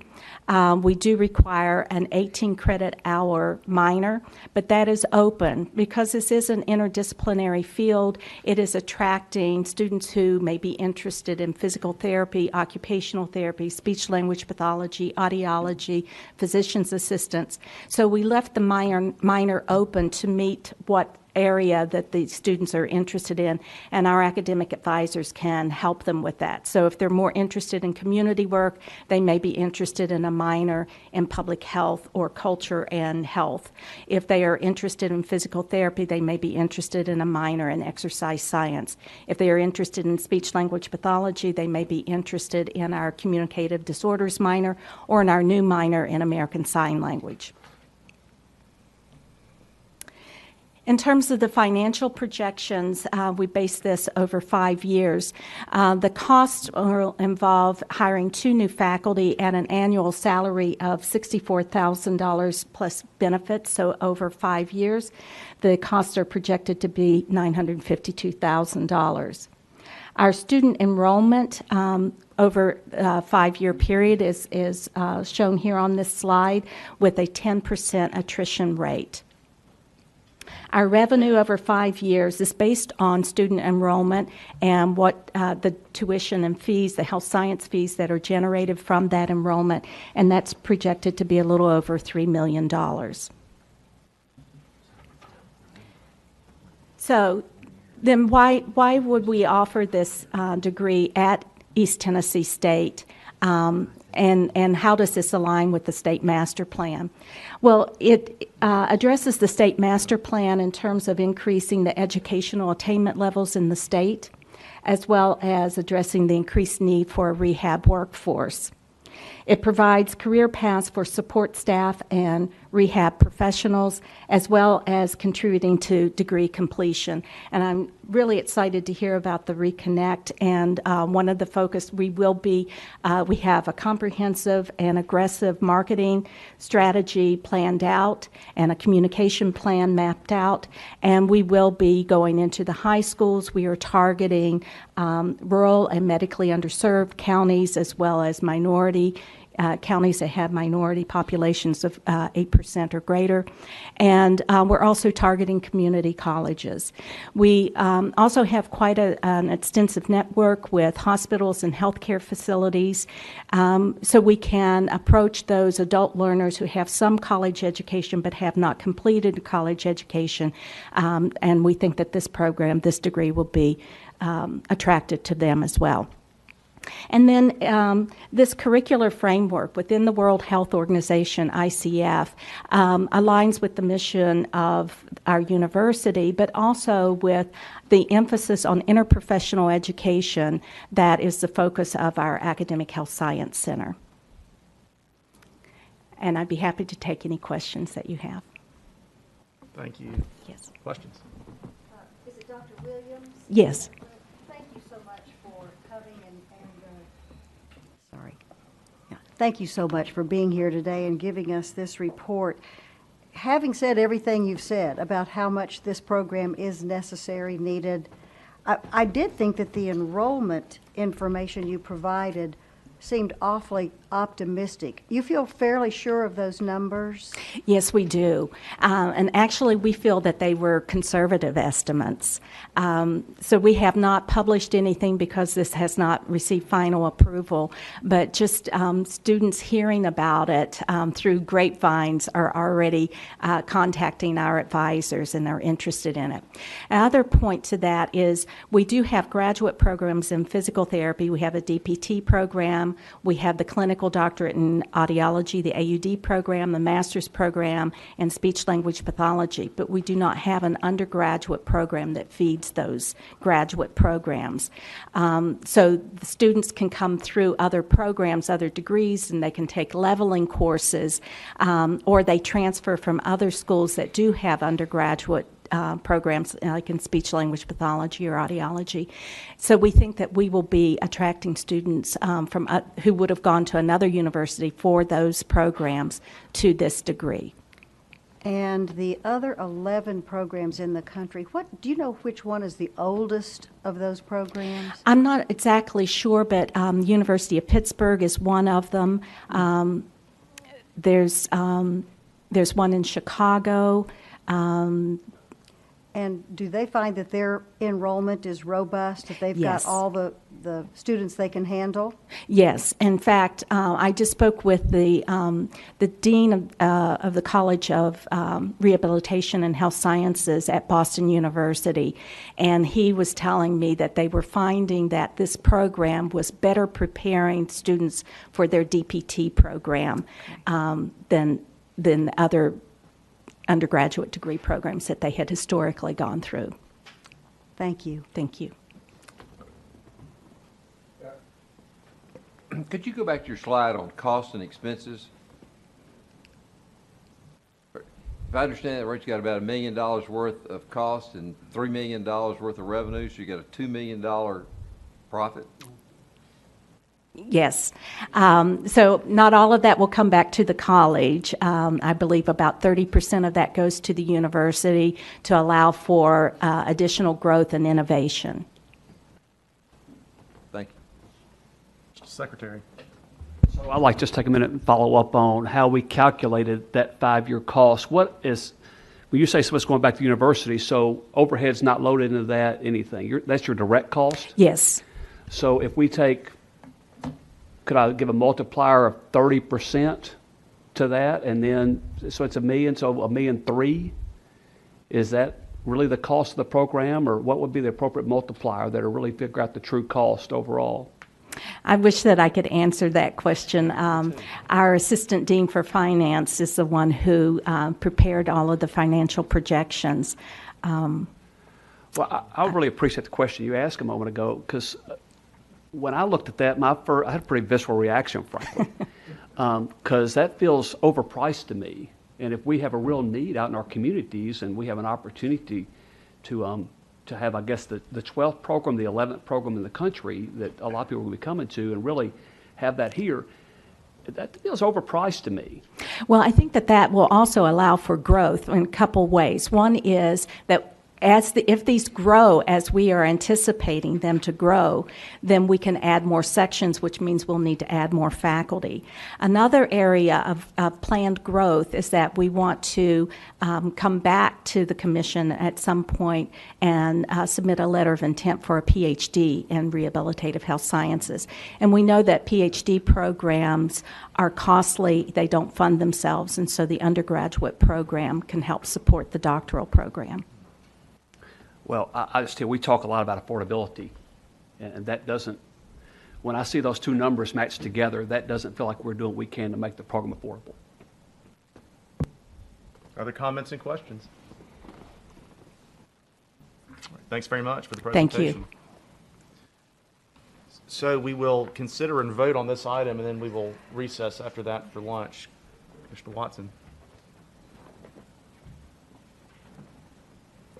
Well, I'd like to first consider an amendment to the approval of this program to make it economically a little bit more feasible and affordable.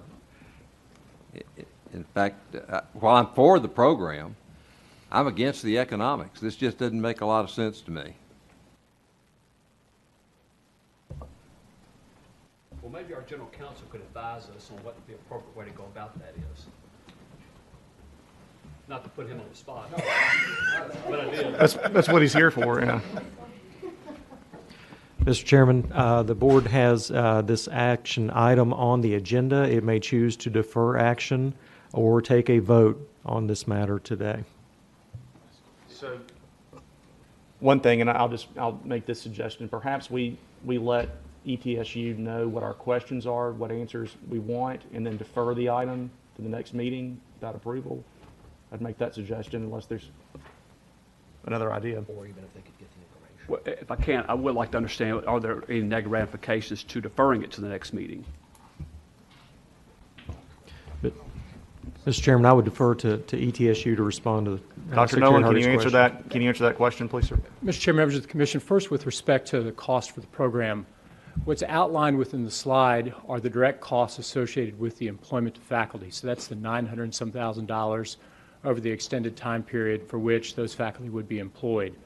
Those costs did not include elements related to the operation of the buildings, et cetera, for which the programs would be offered. But then also, as you look at programs, you cannot look at one program within the operations of an institution in isolation. So if you have two faculty members as part of a collective college offering one program, and that program is net revenue positive, that revenue also supports the operations of the entirety of the programs offered within that college. So as you look at the university, we offer degrees in areas such as physics that are not positive from a revenue generation perspective. So when you examine all of the programs across an institution together, that puts you in a position of balance. So one of the things that you've charged institutions to do is to examine programs that cover their cost. This program covers its cost, and as Associate Dean Williams noted, it also then helps to support the operations of the entirety of the College of Clinical and Rehabilitative Health Sciences. We would be happy to provide you cost per faculty, cost per lab support. There's not anything here related to the clinical support that's entailed within the program. That slide was just simply the cost of a faculty member vis-a-vis the tuition revenue. May I? Yes, sir. All right. So I think what'd be wise is maybe y'all go back and take a look at that slide and give us the information we really want to see. Because while I understand that there are some programs that are more self-sustaining than others, it feels like maybe, and I didn't develop the slide, y'all developed the slide, perhaps you could really give us a true glimpse into, if you want to load that up for overhead or whatever's appropriate, give us a real glimpse into what the program cost. Because I don't think that slide really conveys what you intended to convey. Yes, sir, understood. Did we get an answer to the deferral impact? If we were to defer the program, it limits our ability to offer the program for the fall, and it sets the program behind by a year. And Dr. Nolan, to clarify, the current approval schedule would be to enroll students this fall? That would be correct, yes, sir. So what is the will of the commission?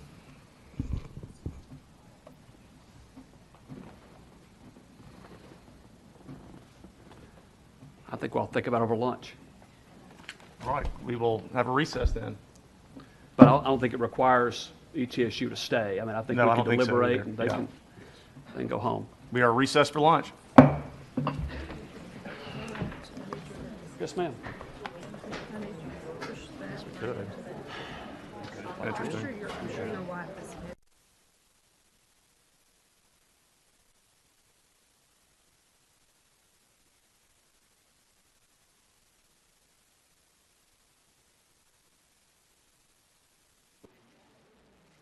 All right, ladies and gentlemen, we're going to call the meeting back to order from adjournment or from recess. And I believe where we left off was consideration of the new academic program from East Tennessee State University, Rehabilitative Health Science Bachelor of Science degree. We've had our presentation from ETSU, and I believe we were just at the beginning of having some debate about the program and some questioning. So at this point, the floor is open for questioning, comments. I understand Dr. Nolan's still in the audience, and I'm sure he's happy to answer questions also. So. Yes, Mayor Wharton. May I call Dr. Nolan? Yes, sir. Please.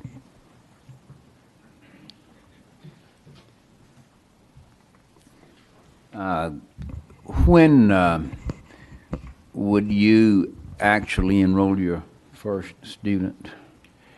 Mr. Mayor, if the commission were to take positive action on this program, then we would be in a position to hopefully enroll our first students for the fall semester of 2018. So that would be in August of this year. Okay. And this is May. You heard the questions. Would it be possible for you and your administration to get the answers to those questions back to our executive director, say, within 30, 45 days? Mr. Mayor, we could have the answers to the executive director within that time frame. Yes, sir.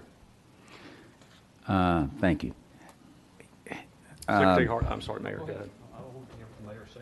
Mr. Chairman, these are serious questions, and they are, I don't know precisely what our mandate is under the new legislation. We certainly have to make these inquiries, and we've done that, which is a part of our due diligence and our responsibility. I would move that we approve this program conditioned upon Dr. Nolan submitting to our executive director for distribution to the commission answers and any explanations or adjustments they might have to the financial projections. Get that into our executive director within 45 days and vest within him the authority to go ahead and say this condition is removed. We've got the questions answered.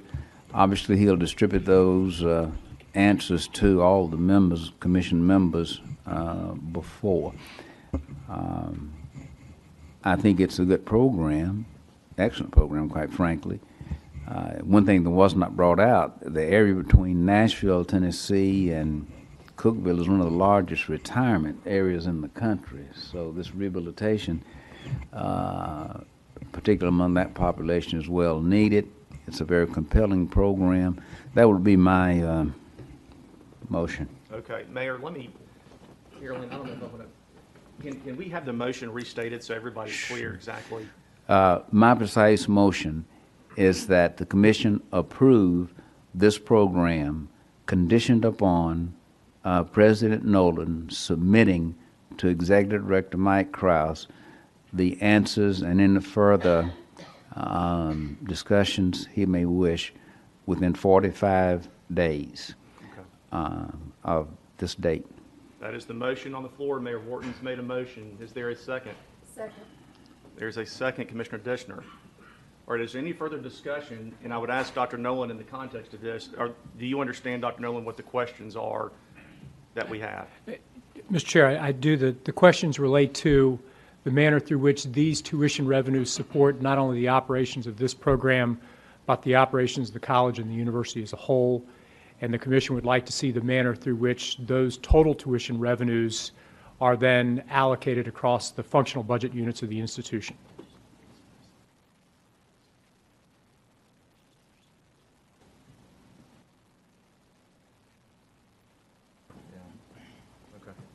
All right, so let me ask my fellow commissioners, is everyone satisfied with what the question is and what Dr. Nolan's going to provide? So, Secretary Hargett, yes, sir. Thank you, Mr. Chairman. So I'll support the motion. And by the way, this has nothing to do with East Tennessee State University. I mean, I have a lot of respect for Dr. Nolan. He is one of our stars in higher education, not only in this state, but in this region. But this is a bigger issue than this one program. And when I hear about, when I see a $2.1 million gap, and I recognize that 30% of it kind of goes to support the university as a whole, which includes everything from maintenance to administrative salaries to facilities, things like that. If you multiply 3.1 times 0.7, you wind up still back at 2.13. So 2.13 in the gap between that and 953,000, you're still looking over $1.1 million difference. I just want to understand where we have these things that have a $1.1 million net positive to the budget, and where those things are that don't have that positive impact on a university's budget. And so that we can make decisions eyes wide open, because there are things on campuses that we may make decisions that doesn't generate revenue, and it certainly isn't a positive contributor to the financial impact of the university. However, it's necessary that we do those things. And I'll give you an example from our own department. Elections is not a moneymaker, okay? But we have a mandate to perform elections and to meet the highest test of integrity and conduct those around the state. We're never going to make money off of those, and that's just part of what we do. Business services, the fees we collect from business services, they help pay for elections. So I get that. I just think if we're going to do our job and take on the mandate that's been given to Tennessee Higher Education Commission, we have to have the full picture. And I think this is just a very small piece of it, and it's not directed at this program that we're approving. It's really understanding the whole issue of cross-subsidization and who's paying for what. On Twitter, and I'll say one last thing. On Twitter this morning, that's where I get all my news, by the way. There was somebody at one of our campuses who tweeted, said, student, we need more parking on campus. Administration, wouldn't you like a new gym? Here's a new gym for you. And then the student comes back and says, hey, we'd like to have more parking. And the student comes back and and the administration comes back and says, well, how about this new monument on campus? And there was this exchange where the student is saying, I just want to be able to park my car. And the administration is saying, no, you need these things on campus. And somehow we've got to marry up what the expectation of our students is and the affordability of all this to what we think we're supposed to be providing. And not just what we think we're supposed to be providing, what we actually provide to that consumer. Because that is a customer, okay? And if we're going to tell these students who are going to pay an extra $1.1 million over the next 5 years that, hey, this costs a little bit more than the actual cost of your degree, but we hope you understand it goes into the greater good, and we're providing health care, free health care to people around the community, or this helps pay for this other program that just isn't able to pay its own freight. Let's just have a transparent conversation. So with that, I'll end my soliloquy there. Thank you, Mr. Secretary. Mr. Mayor? And just briefly, I concur in everything what my fellow commissioner, Mr. Secretary, just said, but I doubt very seriously if we'll see any more situations like this. I understand this meeting is being webcast.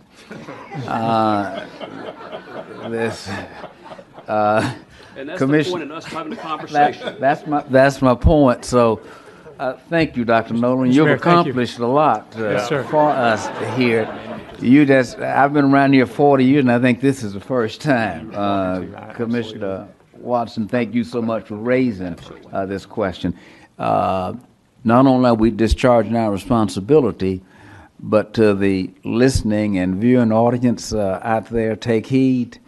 So I don't think we'll have to have this conversation anymore. So thank you, Mayor. We're good. Thank you, Mayor. And I know we're going to have some more discussion on this. I do want to make a point, because obviously this issue has been at the center point of things that we've been considering the last couple of meetings that we have. And I took some time this morning to actually review the statute that authorizes us, and frankly does more than authorize it, mandates that and this stood out to me, and this echoes the point that everybody else on this commission to the point has made already, that our duty under law is to review and study these programs with, and I quote, particular view as to their cost.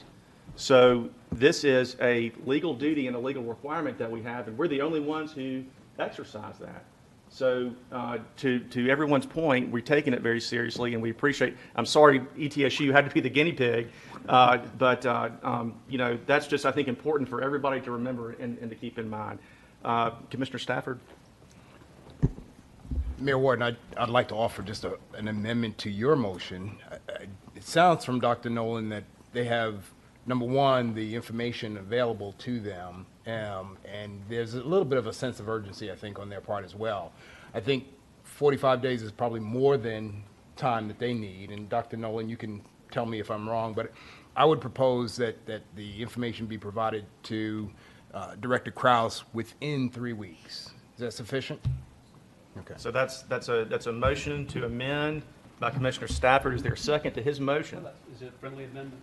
A friendly amendment, and again, without clear understanding, this information is going to be circulated to all commission members, so we'll all see it. So is there any I accept the amendment. Okay, so is there any objection to the amendment? Okay, all right, very good. Then we have a motion, we have a second by Dr. Dishner. Is there any further discussion? Floor is open. Any further discussion? Hearing none, all those in favor of the motion as amended signify so by stating aye. Aye. Are there any opposed? Motion carries. All right, next, University of Memphis Nursing Doctor of Philosophy Program.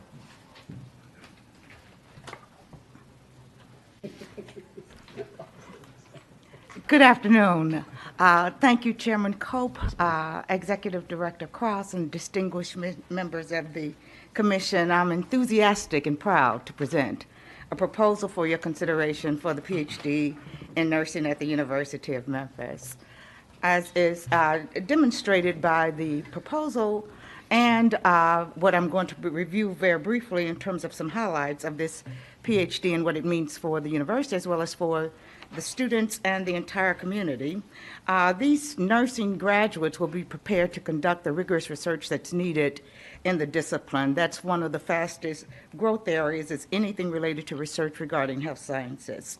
They will also be able to apply this research to serve the interest of the community, and the national shortage of nurses is primarily based on the few numbers of doctoral prepared nursing faculty to be able to teach them and to show them how to conduct the research. So filling the gap in nursing shortages is contingent upon being able to produce the high quality of faculty needed to provide this level of education and research mentoring. In addition, the PhD will produce the high quality research and scholarly work to meet the regional and national agenda for a cost-effective, transformed healthcare system. The significant distinction about this program from other programs are listed here in 3 specific areas. This particular PhD program will have a direct focus on pedagogy. Very few PhD candidates, regrettably, as many of you know, have had experience in teaching and how to teach. So being able to know how to teach, how to assess learning outcomes, and being able to pass that knowledge on to the students at the graduate level is a very important and distinct component of this nursing PhD proposal.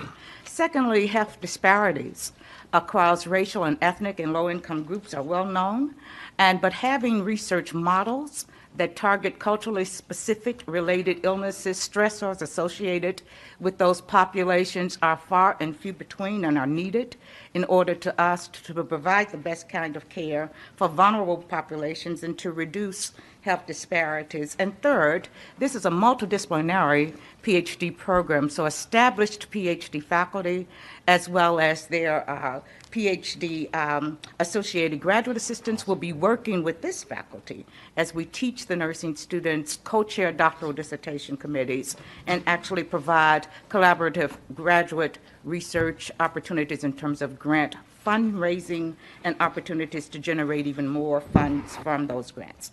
The alignment with the state and master plan and the university master plan is clear. Workforce development is in the minds of everybody else, and obviously with this nursing shortage that's underway and expected to grow even more dire as the years move on. It's expected in Tennessee that even the shortfall will be about 14,000 by 2020. So there's a clear need for PhD nursing educators to prepare this population with this mission in mind and with this focus. Again, in Tennessee, you see some of the major shortages predicted 6.2% by the American Association of Colleges of Nursing in Tennessee. Nurse educator vacancies worsen as the demand for the workforce increase, and the report by the Institute of Medicine shows that they recommend doubling the enrollment in doctoral programs, particularly research doctoral programs that are unaffiliated with healthcare centers where the need is greatest. The feasibility study that we conducted, we considered both national and local kinds of interest and market demand for this program. So we surveyed our own students, those students who are out there working in the areas associated with healthcare. 78% of these prospective students responded that they would love to come and would apply for immediately to a PhD program at the University of Memphis. They don't want to leave their jobs, and they'd like to be able to pursue the program in that area. We will offer this in an online format, a hybrid format, so those folks who are already nursing wouldn't have to quit their jobs to attend. And the comment there is important. I would like to advance my degree through the U of M instead of another institution, and we need more part-time options.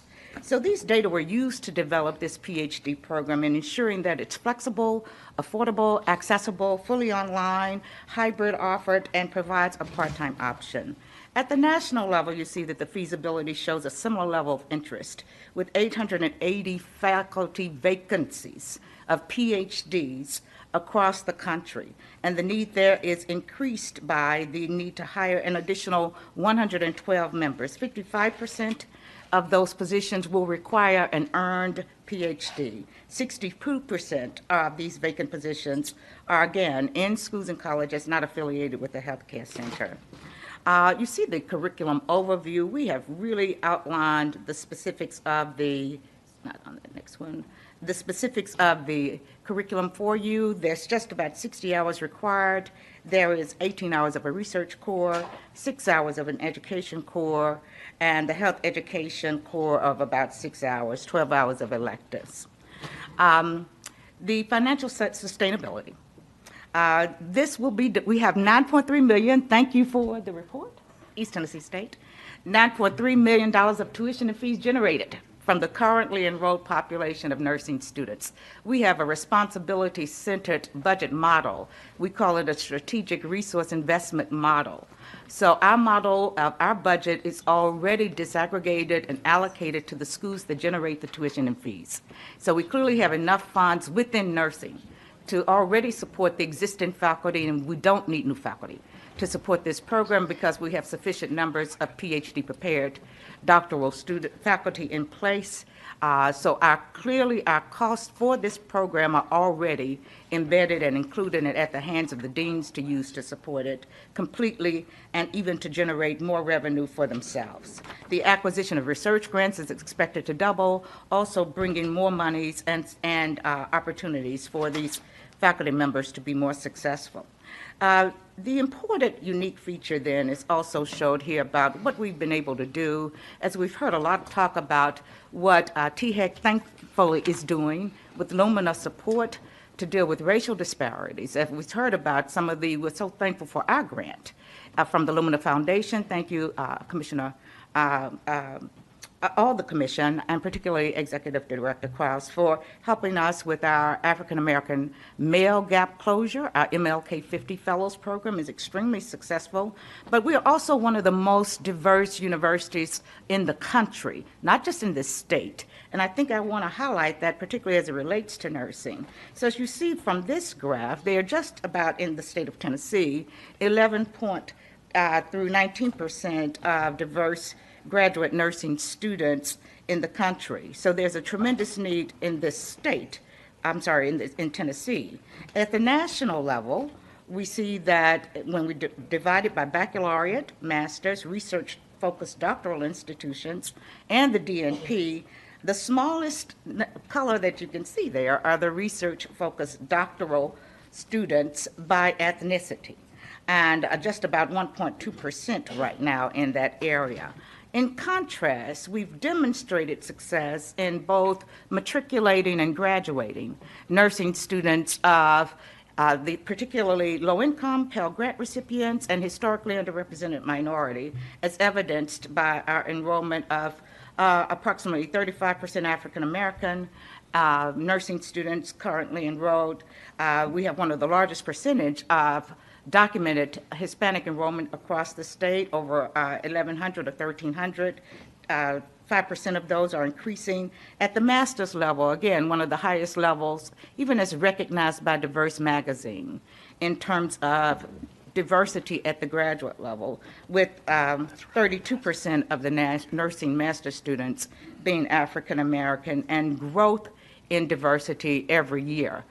So we wanted to highlight that the uniqueness and need for this particular PhD program will be based on our track record of making sure that not only do we produce large numbers of successful graduates, but we have large numbers of successful graduates from the communities in which mostly they will work, and then now being equipped to deal with research models that help to provide better culturally specific modes of healthcare systems to the entire population.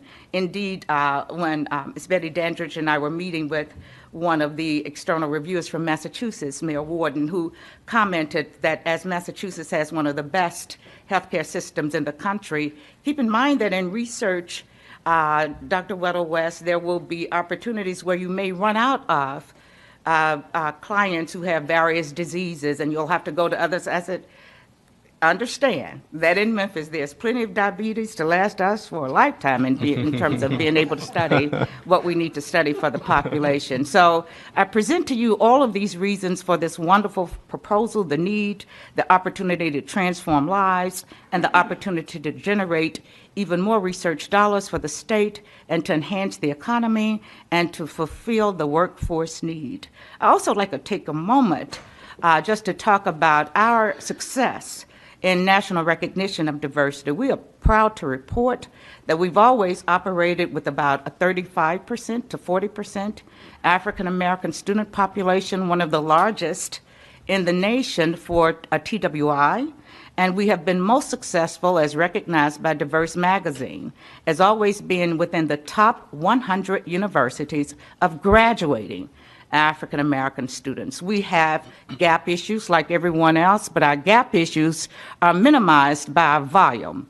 So our gap issues of closure are already exceeding what we have set out as a strategic plan of reducing the gaps in disparities of completion by 2% each year, and we've already got those numbers down. So 33% of African American males graduate, and that's a large percentage for us and a large percentage across the country. We are hoping to get that up to about 40% this year, and then ultimately to match what we already have is a near 50% graduation rate for the total population. We already have some of these records met and have been noticed exclusively by the Council of Graduate Schools for being one of the most successful universities in matriculating and graduating even doctoral students. 170 of our doctoral students are African American, so we're already over 10% of a diverse population, and it's not exclusive to African Americans, but Latinos, Asians, and particularly first generation. We thank, again, THEC, we thank TBR for the diversity funds that we've often used to establish our Memphis Advantage at the undergraduate level and our first generation funds for first-generation PhD funds for our doctoral students. So with those kinds of considerations, I present for you for your review and hopefully approval the PhD program at the University of Memphis. Thank you so much, Dr. Weddle-West. That's an excellent presentation. Questions? Dr. Weddle-West, thank you. I think your presentation was very impressive, so don't take anything I'm about to say as me being against the program. I think there are some very strong points in here. When I look at the section on student demand, I was a little bit underwhelmed in the response here, and your verbal presentation, I think, actually strengthened the presentation. But we talk about 78% say that they would have an interest in. It didn't strike me as a strong demand. So that's my first question. And then when I look at the numbers of potential graduates over the coming years, 2, 3, 4, it's a very small number for something that you think is going to be highly demanded. So if you wouldn't mind talking about that, but also talk about it in the context of the fact that with this being a fully online program, I would expect that you would attract attention from out of the state as well as in state. Absolutely. There would be What's the potential for that, and how does that get reflected in these numbers? Those are very good questions, and thank you so much for allowing me the opportunity to expand upon. The question was worded, would you be apply for and be interested in a program? And that's where the 78% from. This right up under that, I think that second bullet said 71% would apply for an admission to that program. The numbers for enrollment projections are predicted on the fact that if we were to start the program in August, we obviously can't advertise for a program that's not been approved.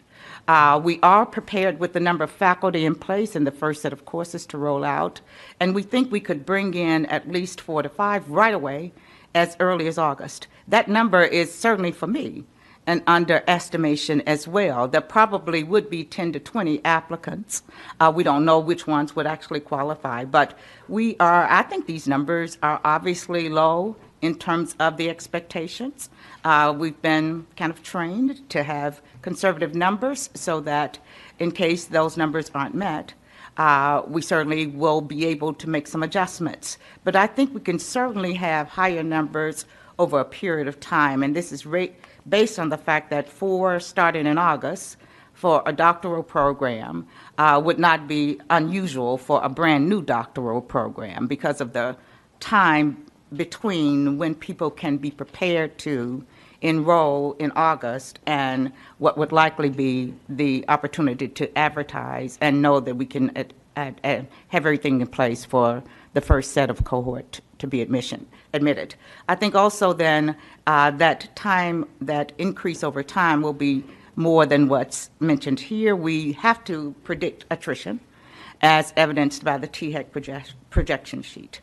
But we've been very fortunate in having a 90% retention rate at the undergraduate level for our nursing students.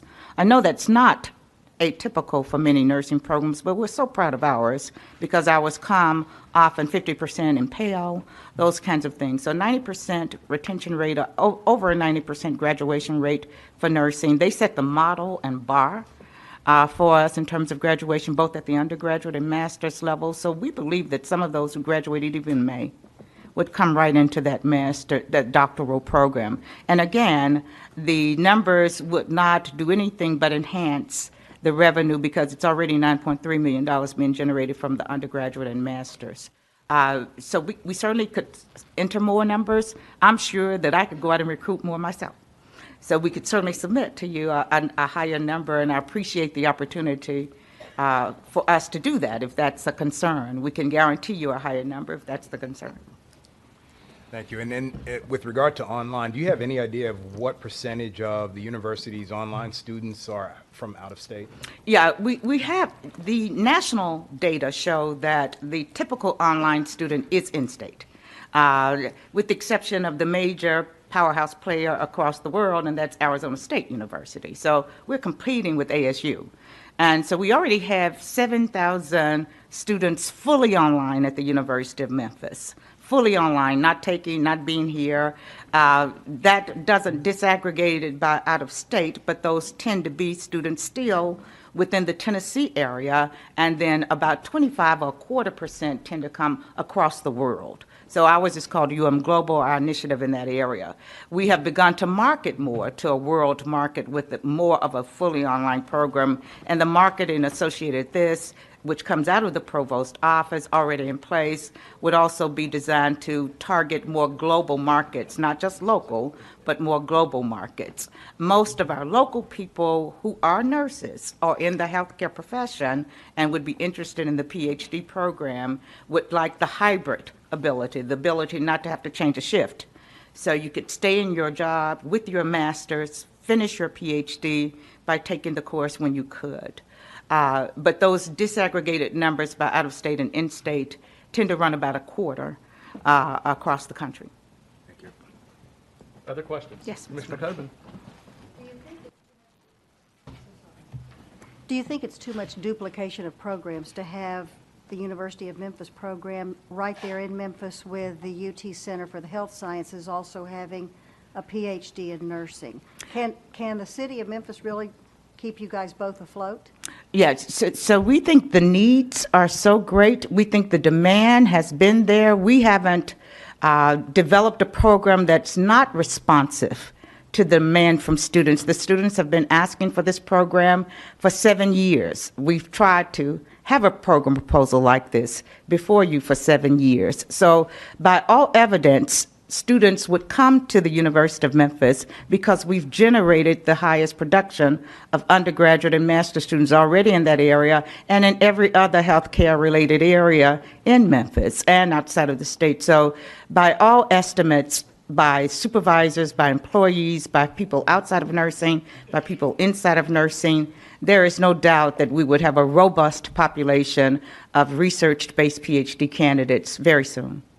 And just stating for the record, this is totally different than a DNP program.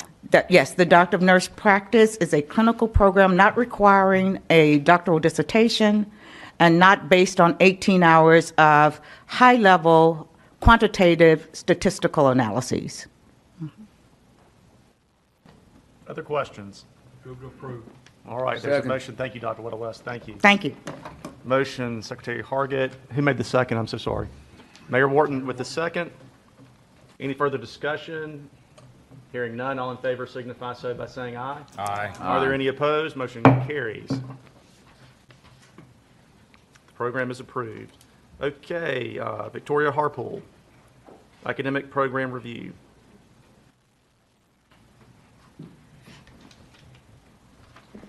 Good afternoon.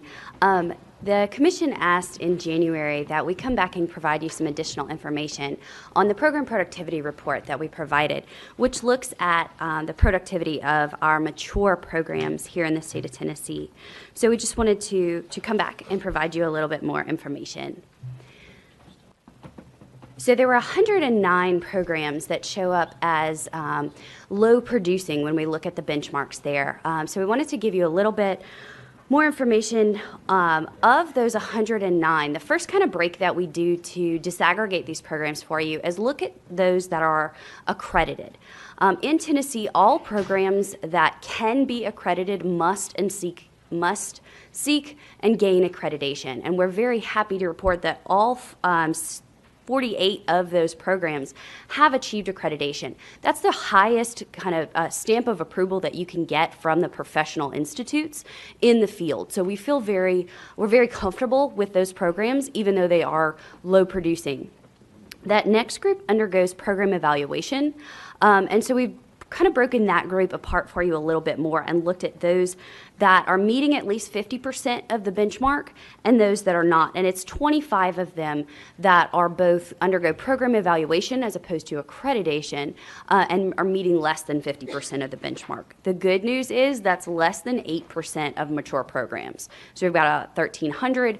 We're looking at 25 that are not meeting either that national high standard benchmark through accreditation or are undergoing program evaluation and not meeting 50% of the benchmark. So there's a question about what additional benchmarks are there. So there's some quantitative benchmarks, enrollment, graduation, persistence within those that are measured. There's also the quality assurance funding program. That includes things like assessments, so those general education programs that contribute to general education, major field and licensure assessments, so we've got quantitative data on how those programs are doing preparing people. There may not be a large cohort of students, but if we see that they're doing a really good job preparing those students for the field, we're pleased to see that kind of results from a program. There's also the accreditation and, like I mentioned, the program evaluation, which has created rubrics through the quality assurance funding program that are look at things like curriculum, the student experiences, the support from the institution, so we get a well-rounded look at what's going on. The last group of metrics that we bring forward is the more program-specific ones. So the contributions to the institution's mission, to other academic units, to the strategic plan, to their research, their job placement, and then their community partnerships. What is it doing for the community? And we heard some of that in the program proposals that we've heard today about how is this affecting their particular community and how it's building on community partnerships there. Those program-specific metrics are one that the institution really fills in what that looks like and the impact that it has on their campus. So we also did a comparison looking at states that perform productivity benchmark analysis, which they do not all. They don't all do that. Of the states that we could locate that performed the analysis, that published what their thresholds were, we were really pleased to see that Tennessee's above average when we are holding a benchmark forward for a productive program.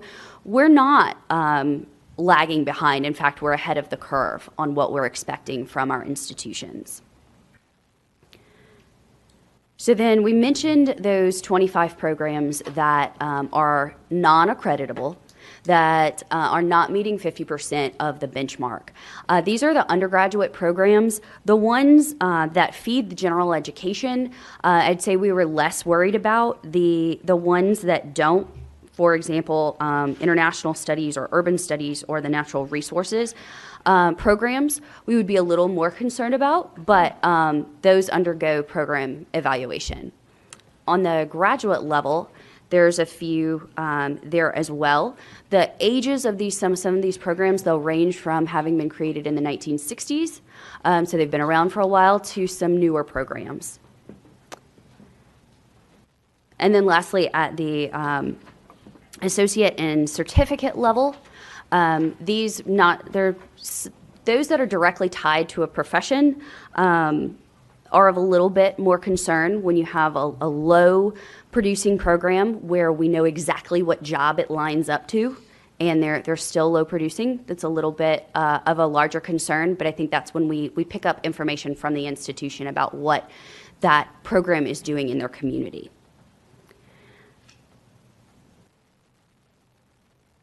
Okay, the next steps.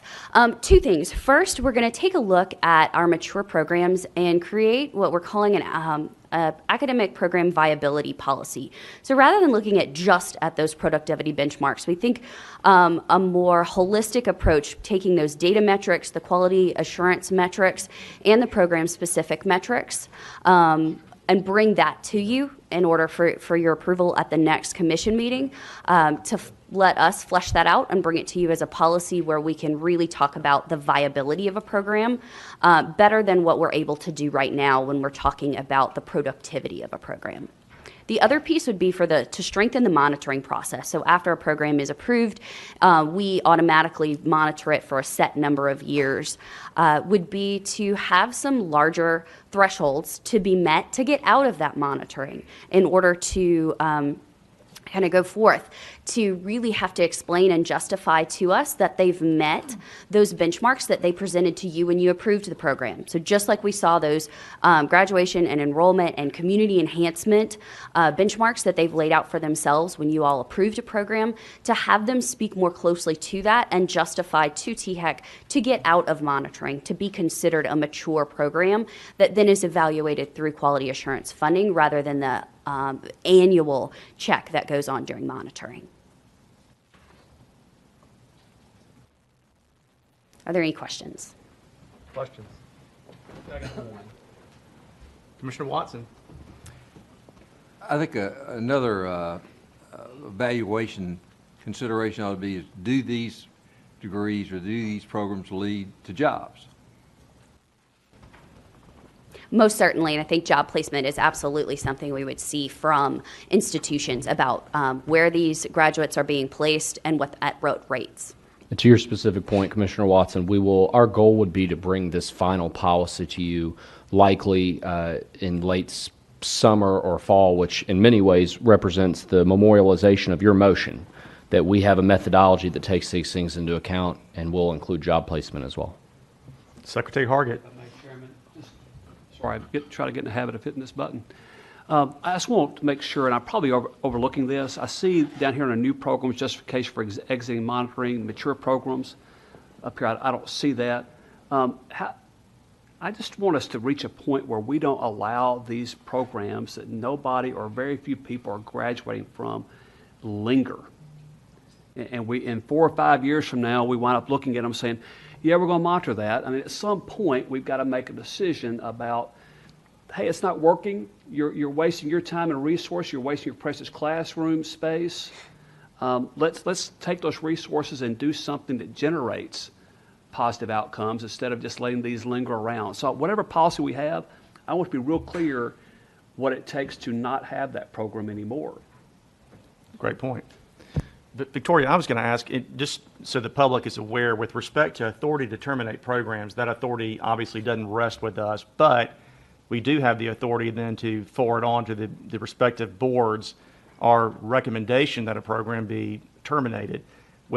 That's correct, right? Yes, Mr. Lone, yes, that is correct. THEC can make a recommendation. So with respect to that, I'm wondering, do we have any data or information on to what extent universities are terminating failing programs? And when they do terminate the failing programs, is anyone conducting a post-mortem to find out why they failed? Because when they come to the commission, everyone has good intentions, and the program, by all accounts, is going to be successful or supposed to be successful, because otherwise we wouldn't approve it.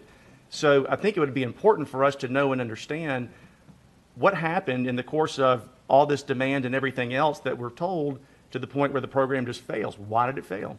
What I can tell you is that we certainly approve more new programs every year than are terminated. So we are in a program creation positive state right now. So I do think we absolutely can follow up on, and I think what we're looking at in enhancing and strengthening that monitoring process is asking exactly those questions. This is what you set out as your benchmarks, and not just on graduates, but on your contribution to the community, to research, yes. And you justify, as you asked for our approval, to then ask to exit monitoring, that you feel like you've fulfilled that commitment that they made to the commission when they brought a program forward for approval. That's perfect. Thank you. If I may. Secretary Hargett or Commissioner Coben. So just one last thing. You're right. We cannot terminate the program, but we do set fees. And if you're going to, if a institution is going to keep non-performing programs around that don't make economic sense, I don't know why I have to consider the fee request that they're asking for. So I think all that ties in together. Good point. It's a great point. Comments, Commissioner Coben. wanted to ask Victoria, if you can walk us through that process. When we approve a new program, it depends on what level the degree is, but it's like 3 years? Yes, for an ma'am. associate. We go revisit it 3 years. Yes, certificate and associate programs are they're monitored for 5 years, as are baccalaureate. Certificate and associates are 3 years. Baccalaureate and masters are 5, and doctoral programs are for 7. So what the proposal in these next steps would do would be to exit that monitoring, where they're monitored every year. They would have to demonstrate and prove that they've met those benchmarks, not just in enrollment or graduation, but across what they have presented to you as the justification of needing the program that's been met. And some of those qualitative benchmarks included job preparedness and landing a job placement after graduation. Absolutely, and passing those assessments, whether it's a gen ed assessment for our math folks. There's a number of math and physics programs that are going to show up on this list. They contribute to the general education, so there's assessments for that. And then the licensure assessments, most certainly, that you've got to be able to pass that licensure assessment to get a job. That's a key component to the accountability for a program. And I believe in the past, this has been a year or more ago, but several members of the commission were concerned about this. A program would be presented that was not performing adequately, and we put them in a status that was something like a probationary status. But we would continue to do that, encouraging the institution to get this program going. But what I think we're saying today is, if it can't fix its problems in 3 years or 5 years or whatnot, then there ought not to be probationary status, especially if it goes on nauseum. Just my thoughts. Thanks, Commissioner Coben. Other questions or comments? Victoria, thank you so much. All right, next, item number 4, institutional mission profiles. Betty Dandridge Johnson.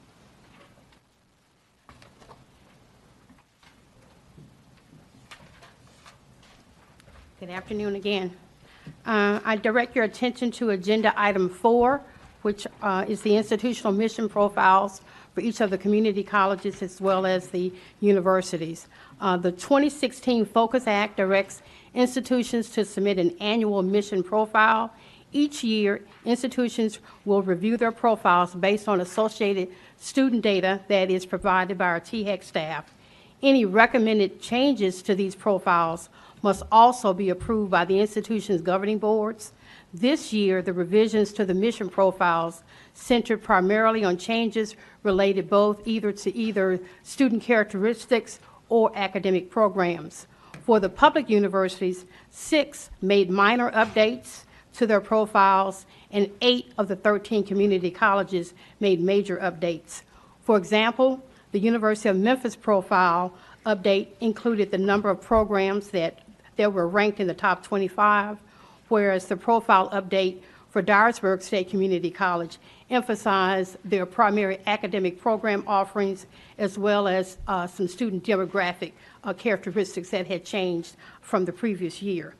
All of the profiles have been approved by the institution's governing boards with the exception of 2, and that includes Austin Peay State University and Tennessee Tech, and those profiles will be considered by their governing boards at their June board meeting. THEC staff recommends approval of the mission profiles, and I'll be happy to answer any questions. Thank you. Move to approve. All right, motion second. I'm sorry, Commissioner Stafford was the second. Secretary Hargett with the motion. Any discussion? Hearing none, all in favor signify so by saying aye. Aye. Are there any opposed? Commissioner Coben has a question. I just want to say, Betty, I cannot imagine what kind of work you and your staff had to do to prepare all these and to guide the campuses. I just want to thank you. Thank you. Yes. Thank you, Betty. Motion carries. All right, capital management severance. Patty Miller.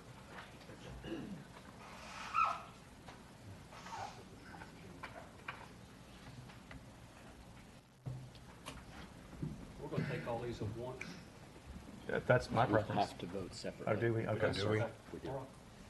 Yes, ma'am. Good afternoon, Chairman Cope, Director Krause, members of the Commission. Today, we are presenting requests for 3 universities to assume the performance of capital project management functions. The universities are University of Memphis, Tennessee Tech, and MTSU. And following the THEC Commission's consideration and approval, the severances will be effective on the date that the State Building Commission makes policy revisions to acknowledge each university and the head of the SBA or state procurement agency for each university. This is expected at the June 14th Building Commission. All the universities were required to respond to comprehensive requirements by THEC, and all 3 provided submittals that successfully responded to those requirements. Following a review of all of the proposals, THEC provided comments and feedback to their proposals. We asked all of the universities now going forward with capital severance to provide a self-assessment in just over a year. That will be about September of 2019. Each of the 3 universities provided the required assessment of their readiness and complied with the requirements that THEC established. Therefore, pursuant to the Focus Act, we are recommending approval of University of Memphis, Tennessee Tech, and MTSU to proceed with the severance of capital project management. Thanks very much, Ms. Willer. Okay, we'll take each item separately. First, we'll start with item 5A, University of Memphis. The floor is open. Mr. Chairman. Yes, sir. Motion to approve, but in the language that move that the pursuant to Tennessee Code annotated. Oh, excuse me. Okay. Mayor Wharton, you've got the floor. Excuse me, Mayor Wharton. This is Memphis. Commissioner Johnson is out. He is out of order. He is out of order. Don't make me bang this gavel. Okay. Mayor Wharton, you are recognized. Thank you. I move that pursuant to Tennessee Code annotated section 49-8-101, paren A, close paren 2, close paren, capital C, close paren. The Commission approved the request of the Board of Trustees of the University of Memphis to assume the responsibility of the capital project management on or after June 14th, 2018, subject to applicable State Building Commission policies. Properly moved. Is there a second? Second. Second from Commissioner Stafford. Any discussion? Hearing none. All in favor signify so by saying aye. Aye. Are there any opposed? Motion carries. Next, item 5B, Tennessee Tech University. I move that pursuant to Tennessee Code annotated 49-8-101A2C, the Commission approve the request of the Board of Trustees of Tennessee Technological University to assume the responsibility of the capital projects management on or after June 14, 2018, subject to applicable State Building Commission policies. Properly moved. Is there a second? Second from Commissioner Coben. Any discussion? Hearing none. All in favor signify so by saying aye. Aye. Are there any opposed? Motion carries. Next, item 5C.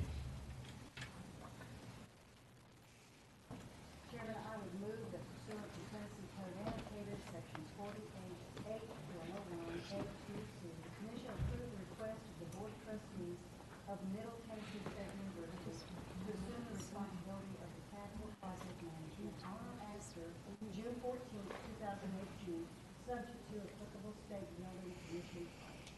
Motion on the floor. Is there a second? We have a second. Okay, very good, Commissioner Wynn. All right, any discussion? Hearing none. All in favor signify so by saying aye. Aye. Are there any opposed? Motion carries. Thank you. Next, Stephen Gentile, Procurement Service, Severance.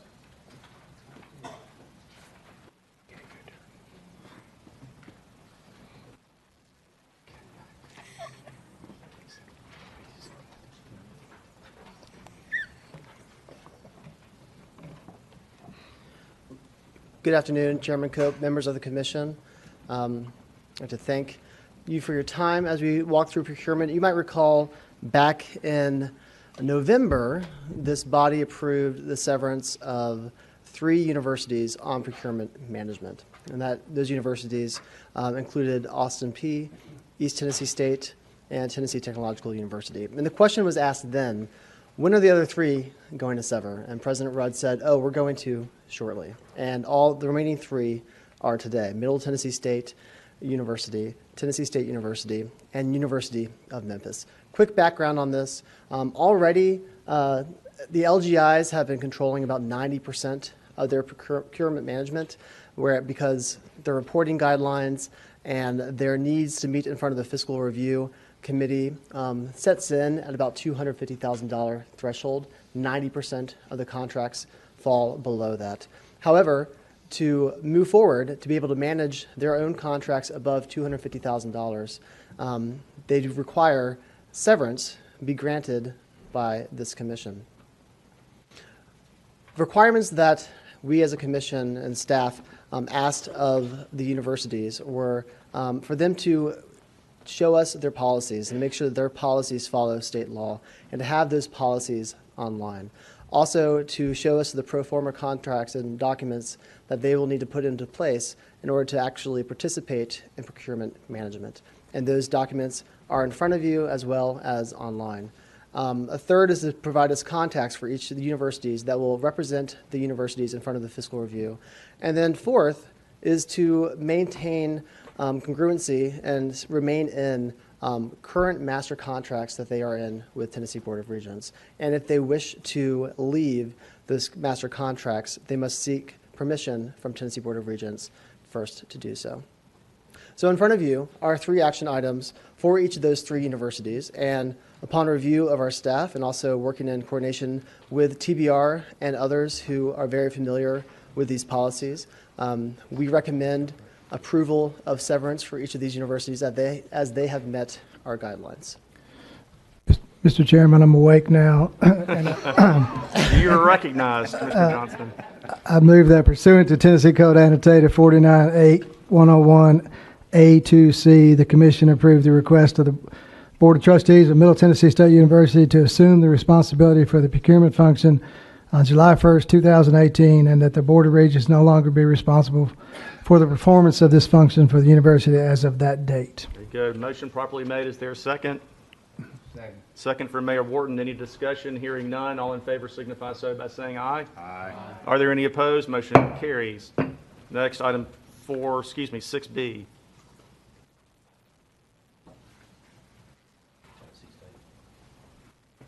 Oh, we're doing good. Okay, excuse me. I fell back asleep. Mr. Chairman, I move that pursuant to Tennessee Code Annotated 498101A2C, the Commission approve the request of the Board of Trustees of Tennessee State University to assume the responsibility of the procurement function on July 1st, 2018, and that the Board of Regents no longer be responsible for the performance of this function for the university as of this date. All right, there's a motion properly made. Before there's is there a second, first of all? Second. Second from Commissioner Coben. I'd like to recognize Dr. Glover, who's in the room, and we want to recognize, obviously, an alumnus from Tennessee State University, Mr. James Shaw, Jr., who many of you know is the hero of the Waffle House shooting incident. I know he has made TSU very proud. He makes all of us proud as Tennesseans. He saved a lot of lives that day. And I know he doesn't like the attention probably that he's getting, but it's well deserved, and I know you're very proud of him. I don't know if you want to say something, Dr. Glover. Or, okay. We would love to have you say something if you'd like to.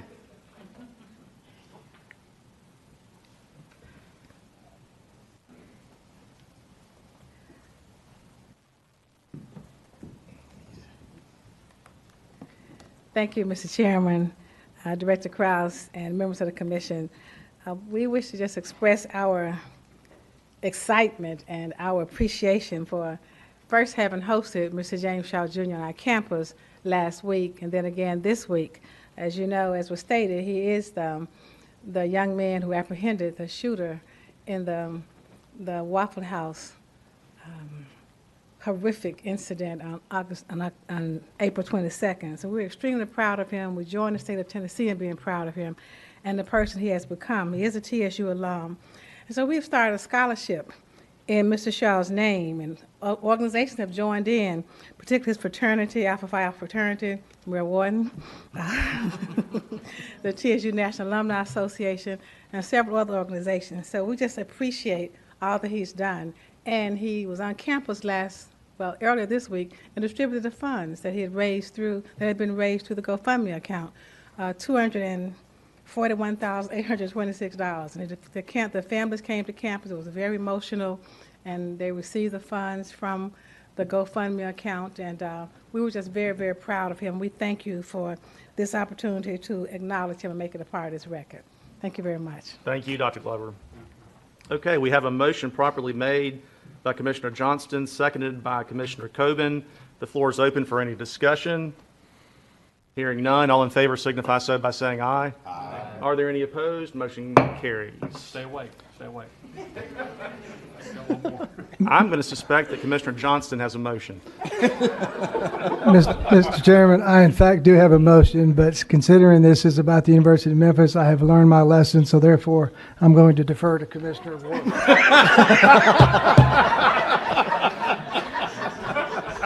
Mayor Wharton, you're recognized. You are recognized.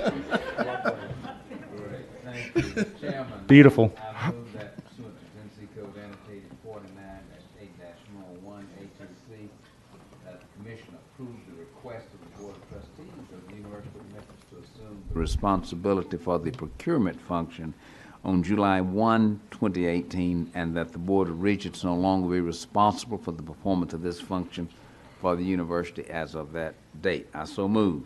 Motion having been properly made, is there a second? Second. There's a second, Commissioner Johnston. Any discussion? Hearing none, all in favor signify so by saying aye. Aye. Are there any opposed? Motion carries. Thanks very much, Stephen. Did you have anything else you wanted to share? Are we missing? Sorry? Wait. Oh, that's right. I'm so sorry. Yeah, so we're moving on to number 7. That's right. The big item, which is your item, Stephen. That's right. Yes. Can I make 2 points of just personal privilege? One, we didn't have a natural place in the meeting to recognize a new leader in Tennessee higher ed, but would like to recognize and ask Dr. Oldham to recognize his new provost, who is here. We thought we would have gotten a chance during capital severance, but the will of the commission was to go 80 miles per hour, which I respect that will. But it's related. Whenever we get a new provost, we're really gaining someone we're going to be talking with on a daily basis. And so, Dr. Oldham, if you would be willing to introduce your new provost, I think this is integrally related with all of the academic discussions we've had today. Thank you, Chairman Cope and commission members. I appreciate this opportunity. It's an exciting time to be in higher education in Tennessee, and we all greatly appreciate your leadership and support. It's my privilege and honor today to introduce to you our new provost and vice president for academic affairs at Tennessee Tech, Dr. Lori Bruce. Lori, why don't you go ahead and stand up? Lori joins us recently, about a month ago now. She was a distinguished professor of electrical and computer engineering at Mississippi State University, actually a native of Lincoln County in Tennessee, degrees from University of Alabama, Huntsville, and Georgia Tech, and had a great distinguished career at Mississippi State, left there as associate provost and dean of the graduate school. So we're excited to have her at Tennessee Tech, and I know she's anxious to work with the commission and staff on a lot of new initiatives from Tennessee Tech. So thank you for the opportunity to introduce her today. Absolutely. Welcome. And then my final point would just be the fact that Stephen Gentile is upright right now should be a miracle to everyone, given the fact he is a week out of a new baby, yet here at a commission meeting, and then as if to compound things, both he and Brittany Mosby have their doctoral comps tomorrow. So just want to recognize both of them for being here today and applaud their warrior spirit. Stephen looks a little tired, though. I was about to say, I sympathize with Commissioner Johnston right now. I'm needing to wake up. That's great. Thank you, Director Krause. So today we are going to talk about tuition and fee ranges, and I'll give a brief history and then we'll tell you about our staff recommendation and tell you how we got to that staff recommendation, and then explain more about what this means going forward. Up until Focus, this commission voted in November on guiding ranges for tuition and fees. With Focus, we now, the staff recommend, alongside the statutory requirement, binding ranges that take place after the appropriation cycle when we know exactly what higher education institutions are going to be receiving in appropriations. We did this first last year with a 0 to 4% tuition and fee range, and we're doing it this year, again, in accordance with statute. Back in November, we recommended $55 million in state appropriations for our universities, community colleges, and TCATs. We received $55 million for our universities, community colleges, and TCATs. It was a very good year for higher education, continuing the trend of good years that we've had in the state. Along with that recommendation was a 0 to 3% binding range that was stating, should we get $55 million, we are projecting a guiding range of 0 to 3%. That's what the commission approved back in November. With receiving $55 million, we as a staff are again recommending that 0 to 3% in tuition and fees. And again, tuition and fees, a reminder in the state, we refer to tuition as maintenance fees, and then tuition and fees to also include mandatory fees. This body approves a range for maintenance fees and a range for the combined maintenance and mandatory fees. This is continuing a trend of low growths in tuition. This slide we presented last year that said if we were to remain at 0 to 4%, this is going to continue a 3-year lowest trend in growth in higher education. And that happened. But how do we get to 0 to 3 this year? Well, again, we want to continue that trend. However, we're focusing on 3 areas of importance here. One is affordability. To break that out, affordability, Tennessee Promise, Tennessee Reconnect, Hope Scholarships, TSAA funds, that shows the commitment of the state to keeping costs low for our students. Our fiscal team, however, is also looking at other indicators, looking at, for instance, how much aid are institutions giving to their students, looking at average debt of our students coming out of college. And in the state, average debt is about $26,000, $27,000 for college graduates, which is on the low side in comparison to average, but that is certainly not something that we just step back away from and relax and feel like that's low enough. And early research has shown that Tennessee Promise is leading to lower debt taken on by students. Number 2, enrollment patterns. How are enrollments changing on campuses? What does that mean for the revenue picture at those institutions? As enrollment goes up, do they need more support or not? Looking at that second cluster there of inflationary costs, you've heard us refer to the Higher Education Price Index, HEPI. Contrast that with the Consumer Price Index, which is what you hear about in the news all the time. The Higher Education Price Index follows and tracks the basket of goods that you can expect universities and community colleges to have to pay in costs each year. And that HEPI index is going to have faculty salaries, going to have equipment for laboratories, for instance. That rate this year is 3.7%. However, we are also very intent in looking at, for student affordability purposes, CPI, Consumer Price Index, which right now is at 2.5%, because that is what our students and their families are paying out of their own wallet. CPI is important. HEPI can explain the rise in cost for universities and community colleges. CPI explains the realities for the students. So we have a strong eye on growth in the CPI. And then third, state support. That graph up there is the trend of how much new dollars we are receiving in higher education each year. And that last bar represents $55 million. As institutions receive more support, they should not need to increase tuition very much in comparison. The flip side of that, though, is that the state employees, and I'm one, is receiving a 2.5% increase in salary. That came through the budget process. For universities and community colleges and TCATs, all of our higher education institutions, they are expected to contribute partially to that salary increase. So at 2.5% salary increase, that they are funding with tuition revenue, because they have other sources, approximately 1.25% to 1.5% of that increase in salary. So all those combined together, we take in and look at, well, $55 million, knowing that we're asking for one range for tuition and one range for tuition and fees, we think 0 to 3% is reasonable and expected. And this chart here shows you what that means exactly for the universities. My lack of sleep is really blurring those lines for me right now.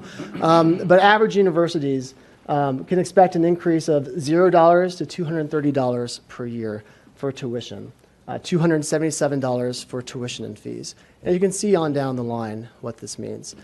0 to 3% for maintenance and mandatory fees would continue that line, that growth that we've seen be the lowest. This would be 4 years in a row of the lowest growth in tuition that the state has ever seen. And so THEC staff do recommend 0 to 3% for maintenance and 0 to 3% for maintenance and mandatory and fees. Okay. Questions? So I guess my question is more related to the legislative proposal that we heard earlier today in regards to the transparency of what is expected for 2019. One of the things that I see in my world in health insurance, we have changes in legislation all the time, but trying to prepare for that. And if students, I mean, if these universities are expected to provide information to students starting next year in 2019, is there a plan to have information that we can see so that we'll know, if that what that 0 to 3% means? And while, for some person that may not be a significant sum of money, for some student, that's a light bill, as what was alluded to earlier today. So just trying to get a better understanding of that. Yes, and I got a couple of answers for that. First of all, I have talks one-on-one, and Jason Cavender, our CFO, we have talks with the CFOs of the institutions. They can talk for quite some time about what leads to their growth in tuition, because it's the numbers that they're adding together. I think hearing directly from them as a commission would be more helpful than me telling you how exactly they're doing that. And I ask Mr. Krause whether perhaps in future commission meetings we can have them come here and talk about how they landed on where they're going to land for 18-19, for instance. And Commissioner Watson, based on just the discussion, we as staff are in an interesting position because as we get ready for the commission meeting, I get to talk to every commission member. To build on what soon-to-be Dr. Gentile just said, I think we have to do that, and probably we need to bring you a very transparent story of how institutions got where they're going to get after today, like in July.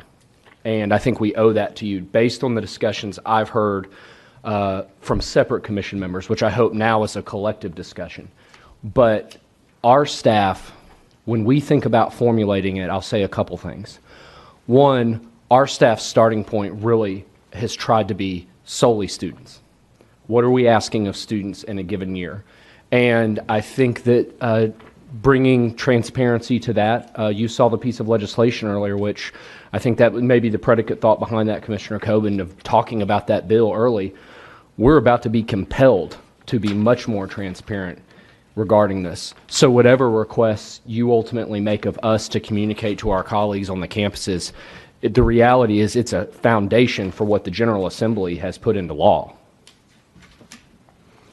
And then the second component to that, the answer is that we at THEC, we have our tuition model that we've been using for the guidance range for over 10 years now. We as a division and as staff would like to revisit to see is it serving the needs that we now have with our binding ranges. So we plan to anticipate to set up our own internal task force to be able to look at the best way to create a model going forward and to have that start affecting things in the coming months. Commissioner Watson. Well, I think that's a great comment because keep on doing what you've always done, you're going to get the same outcome, right? So I think that's a really good plan. But I'd like to see things that convince me of the following.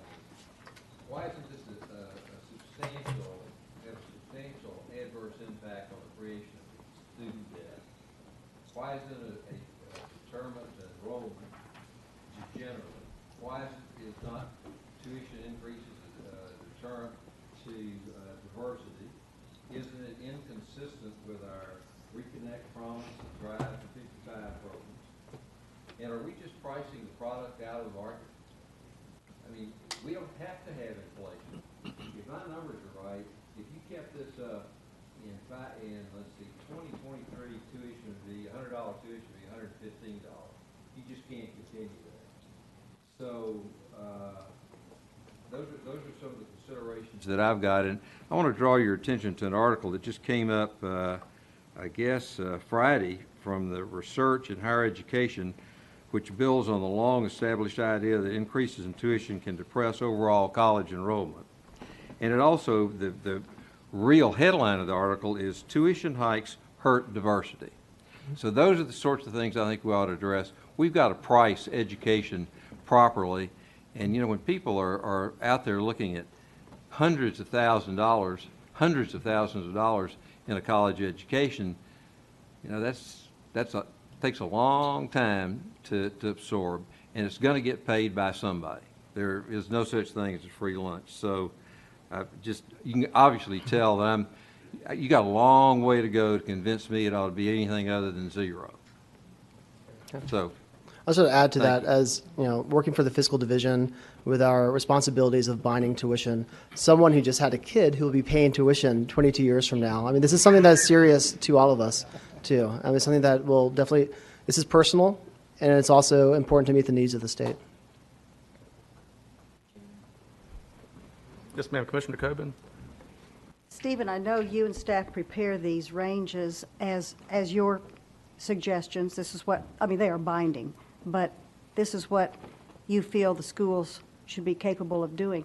Sometimes sitting up here, I think that the schools think, therefore, that going for the full 3% is okay, because we've said 0 to 3. And, you know, I think we all just need to stop and think for a minute.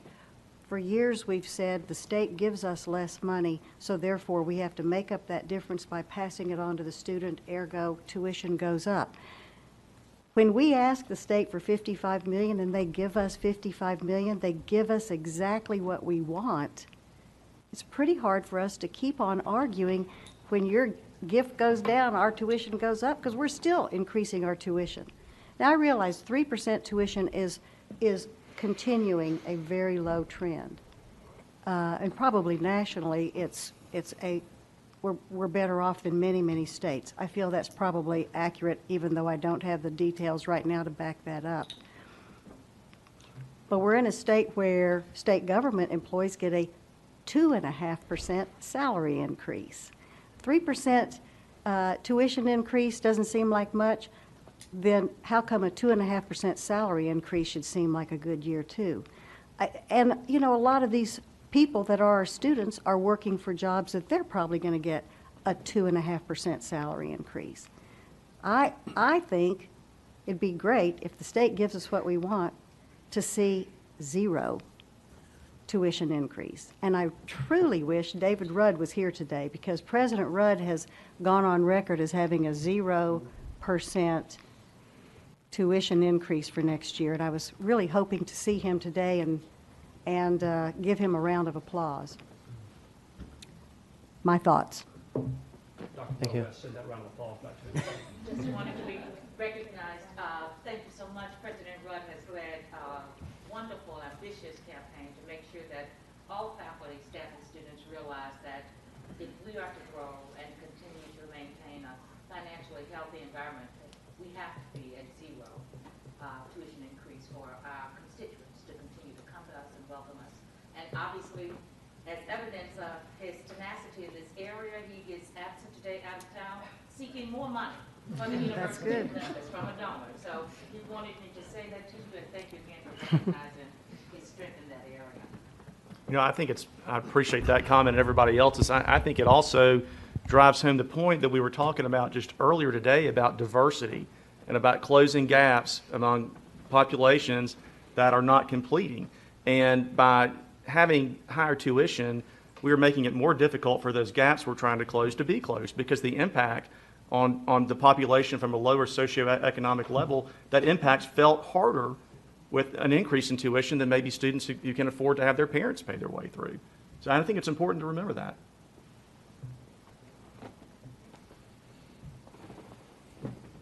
Other comments or questions?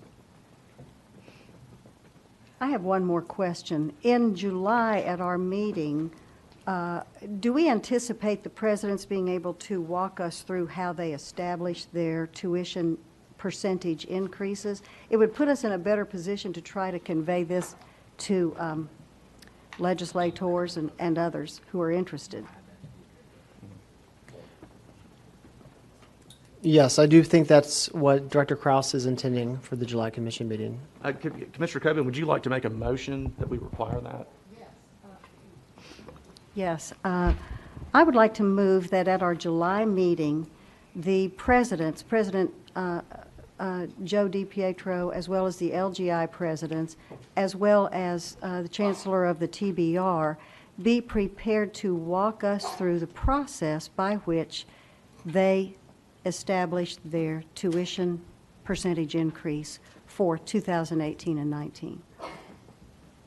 There's a motion. There's a second. Commissioner Stafford, any discussion? All in favor signify so by saying aye. Aye. Are there any opposed? Motion carries.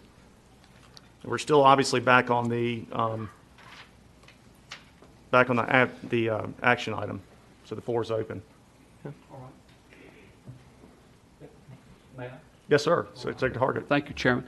Well, given Commissioner Coban's thought that she expressed a while ago, I would move we approve a 0 to 2.5% range. Okay. Very good. We have a motion made. Is there a second? Second. I have a second from Commissioner Stafford. Okay. Any discussion on this item? Again, the motion on the floor is to recommend a binding tuition range from 0 to 2.5%. Motion is on the floor, made and properly seconded. Any discussion? Commissioner Dishner. Just a question. I'm curious, have any of the campuses already announced tuition rate for 18-19, and are families anticipating already what their tuition increase is going to be? I'll say that all the campuses have been planning for months with this and prepping their own boards. One in particular, ETSU, has already approved, understanding that should things change with this commission in May, that it was all contingent on the binding ranges, but one has. And of course, University of Memphis has not approved their 0% yet, but it has been announced in the media. But all others are still in consideration. Well, moving forward, I think that it would be helpful if we have this discussion earlier in the cycle. Having been a person who was responsible for enrollment management at one of these institutions in my previous life, I know that I wanted to know the amount before orientation started so that families could begin the process of planning for that fall semester, and not being able to announce that is very difficult. Don't know how that feeds into this cycle, but just something to consider as we move forward. Very good. Okay, we have a motion that has been seconded, so the floor is still open for further discussion if there is any. Commissioner Watson. I'm just unconvinced that this needs to be anything other than 0. For all the reasons I said a while ago. It's just, inflation is killing us nationally. It's going to kill us in education, and the time is over for us to postpone it, in my judgment. Any other comments or conversations? By having this discussion, are we implicitly saying that there's going to be some increases out there? Why? We assume. Why do you even have this discussion if we know what they are today? Why do we even get into talking about increases? Aren't we kind of green lighting? Aren't we kind of saying, now we know you're going to want some more money out there, but just don't make it more than this. I know it has 0, but I think we have to be careful about even having this. If we don't contemplate any increases, why even have the discussion? Maybe that's rather simplistic, but we just have to be careful about what we bring before us. Secretary Hargett. I'll withdraw the motion. Motion's withdrawn. I think, does the second need to be withdrawn also? Okay. Okay. And the second's been withdrawn, so the motion and the second have been withdrawn. The floor is open.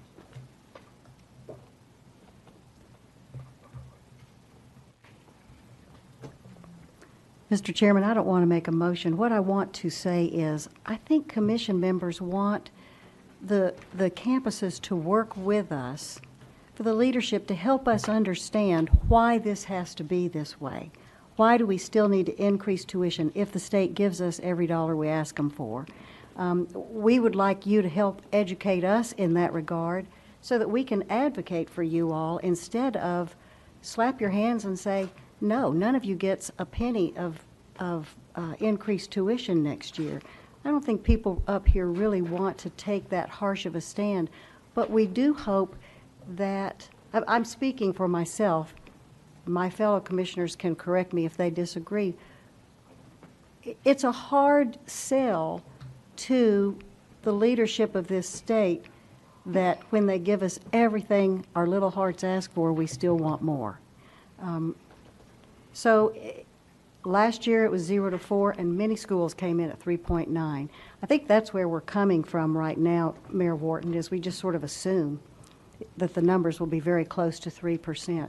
Next year, if the range is 0 to 2%, maybe working together and vocalizing these concerns this year and throughout the year, the schools will come back with more of a 0 or a 0.25 or something that's really palatable. I think that is where the commission feels on this issue. It's a conundrum. And the staff perspective to Mayor Wharton's question, we are in an ongoing conversation at all times with all the CFOs. The only ones we formally know right now and can say publicly are ETSU's current action, and the University of Memphis has publicly announced theirs. What I would say is we have a sense of where those will go right now. I think I would be remiss to not say that we have been in an ongoing discussion with the University of Tennessee, and I believe they would be comfortable with me saying they are not going to 2.9, if even close. And that is, I would leave that to them, and maybe Dr. DiPietro's creation of suspense earlier would maybe be good to release the suspense, in fact. Please, and please go to the podium, Dr. Miller. Really wasn't looking to come to the podium. This format is very different than the old room where we all sort of sat around the table and had more of a conversation. And I recall the conversation, Commissioner Coben, that we had at the budget approval last year. If I could remind commissioners, the University of Tennessee increased tuition last year 1.8% with under the ceiling of 4.0. So there isn't this feeling at the universities that, well, that's now the floor, the ceiling is the floor. It is a financial decision, and affordability and price point is the driver of that decision, not where the ceiling of the range is. We will be well below 3% this time. And I remember, Commissioner, you were asking, well, how can you do 1.8% when the ceiling is 4? Sort of, why didn't you go to 4? And it was a great softball for me to say, because of the state's partnership. Because when you have stable, predictable state funding, it allows you to control the rest of your increases. The reason when you get your state funding request fulfilled, that state funding is modeled on a tuition share being funded as well. The state funding doesn't fund all of your cost, it funds the state share of your tuition and fee cost. That's why you have a tuition increase when you also have a state funding increase. The state isn't funding 100% of your increased cost because that's not the model. It's generally 55-45. So thank you for... What's our range now between? Okay, I'm sorry. All right, Mayor Wharton, you're recognized. The range between state funding and tuition, is it 65? What is it now? The highest is at the community colleges, which is right at 50% at this point, Commissioner. Okay. With the universities then veering down as low into the mid to high 20s. Okay. Commissioner Johnston.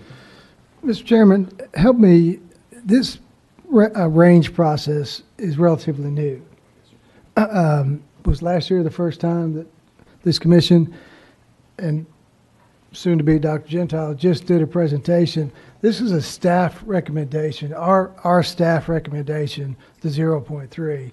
So I'm hesitant to change that based on all the work they've done at this point. The staff is recommending 0.3. My suggestion would be staff did the work, we go with staff's recommendation, and then we see what the universities come in, and we look at their transparency and their explanations of why they had that range, or why they had their suggestions. And Commissioner, I think we owe you a better process, is what I've heard today, and I'm hearing from Frank. And when I say we, I mean collective higher ed we, but then of course as the staff representative for THEC, I think we owe you a better process, and it sounds like I thought Commissioner Watson hit the right note to say if we do it the same way, we're going to have the same results. This legislative session, if you were in this building, you heard this, the old way is actually literally not acceptable anymore. So let us come to you in July with, I think, and I'm hearing we've got a formal motion where we will be able to talk to you institution by institution, how they got to their number.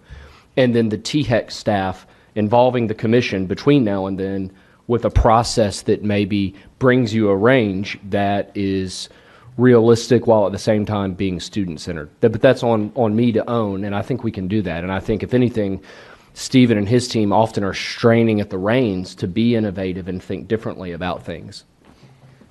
Commissioner Watson. So, do I understand what we're proposing? We just defer this until July? We would have to make some decision, Commissioner, because other than ETSU, all governing boards are waiting on this meeting we to gotta take make their a action. decision. Yes, well, sir. Let me make a final observation then about that. I bet if Tennessee announces a 0 tuition increase across the board for all institutions subject to THEC, enrollment goes up compared to every other state. It is just economics.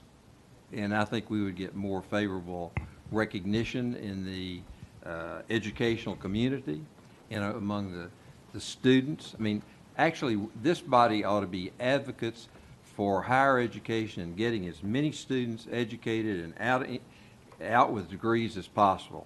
I don't see how higher tuition helps that process at all. Sorry, but I think that we'd really get more students enrolled, and you'll make it up on the volume. Thank you. All right, thanks, Commissioner Watson.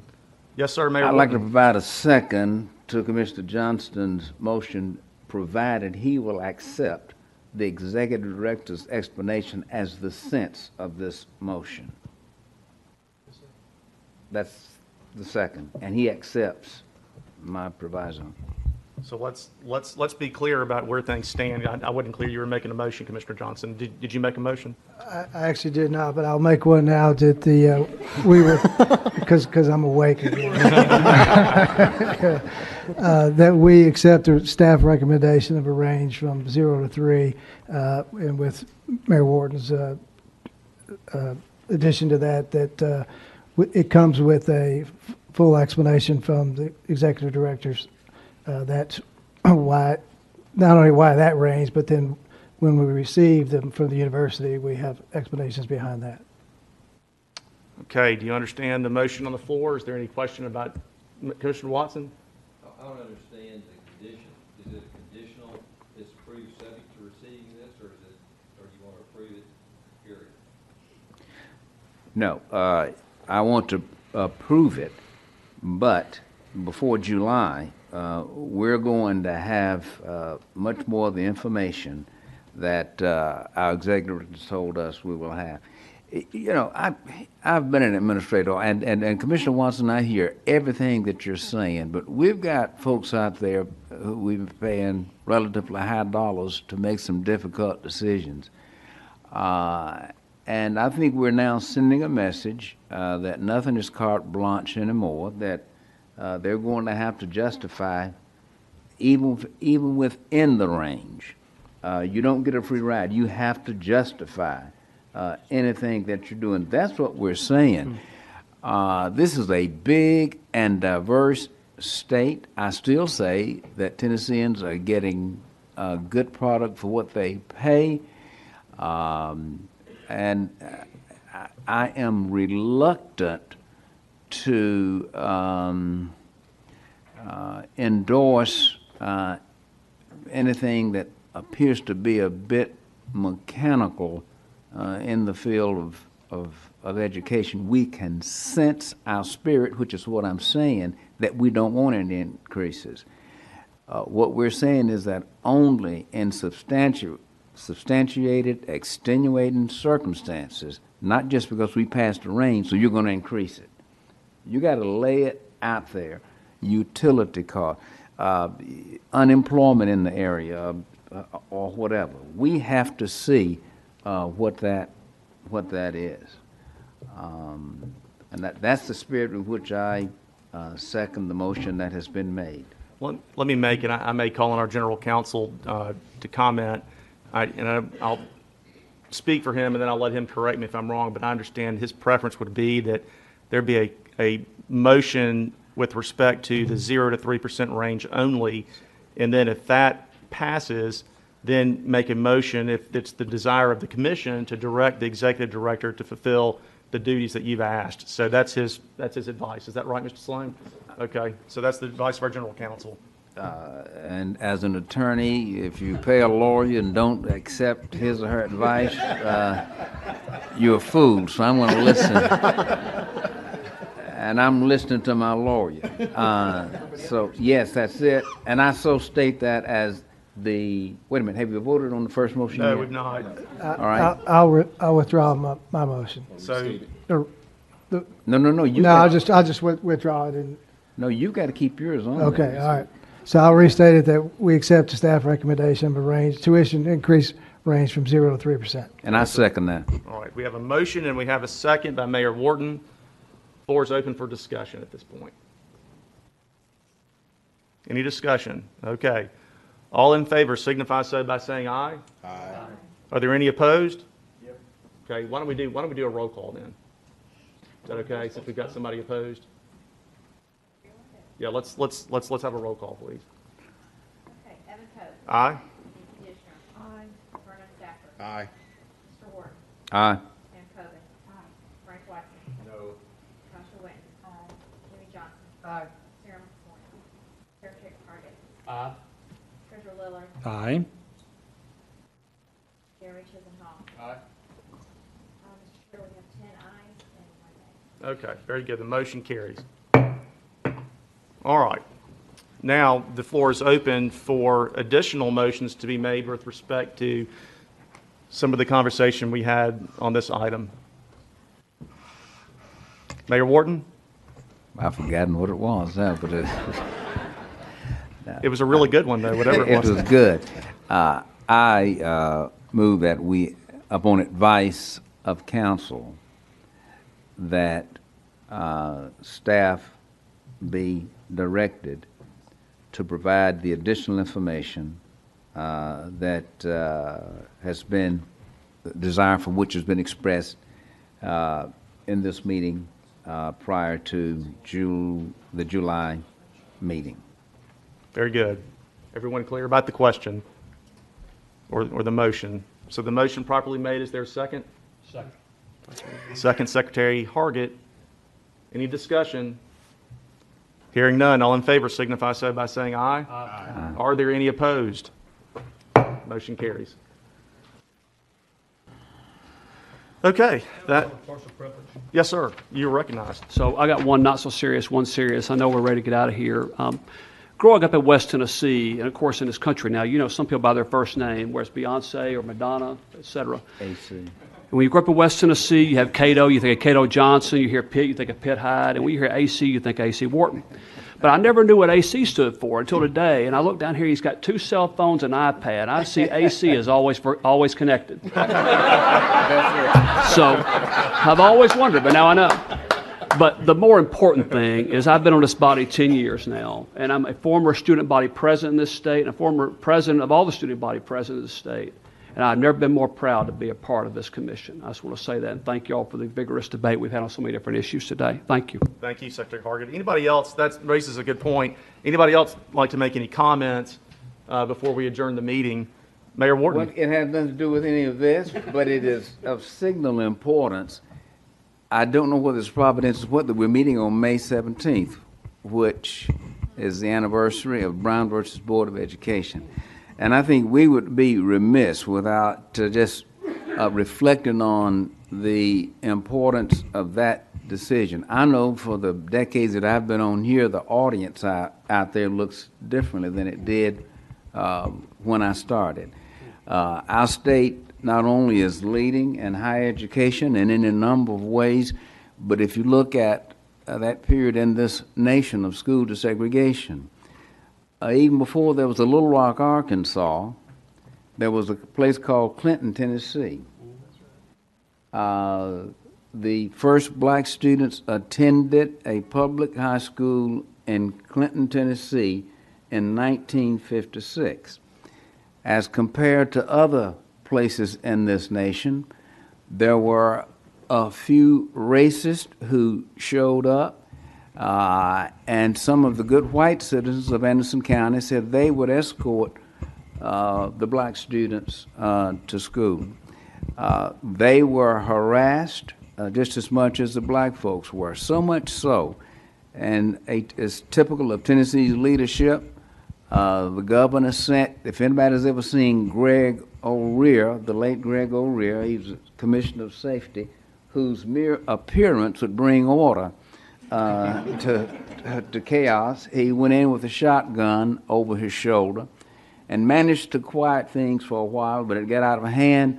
The governor did not hesitate. He sent the state troopers in. That didn't work. He did not hesitate. He sent the National Guard in. The resistance did not come from good Tennesseans. It came from a guy from the White Citizen Council who was not even from this area. John Casper came in and brought trouble. So this is a state that ought to be proud of its leadership role in education from K through 12. Similarly, with Guy versus Tennessee State University, in which one of the most sentinel decisions in the field of unitary education along racial lines occurred right here in the state of Tennessee. This commission shepherded all of those changes. That decision having to do with the programs offered at Tennessee State opened the door as to how those questions should be dealt with across the nation. So we ought to hold Brown versus Board of Education in high regard, and I thought those, I just had to make those comments. May 17th, 1954. Thank y'all.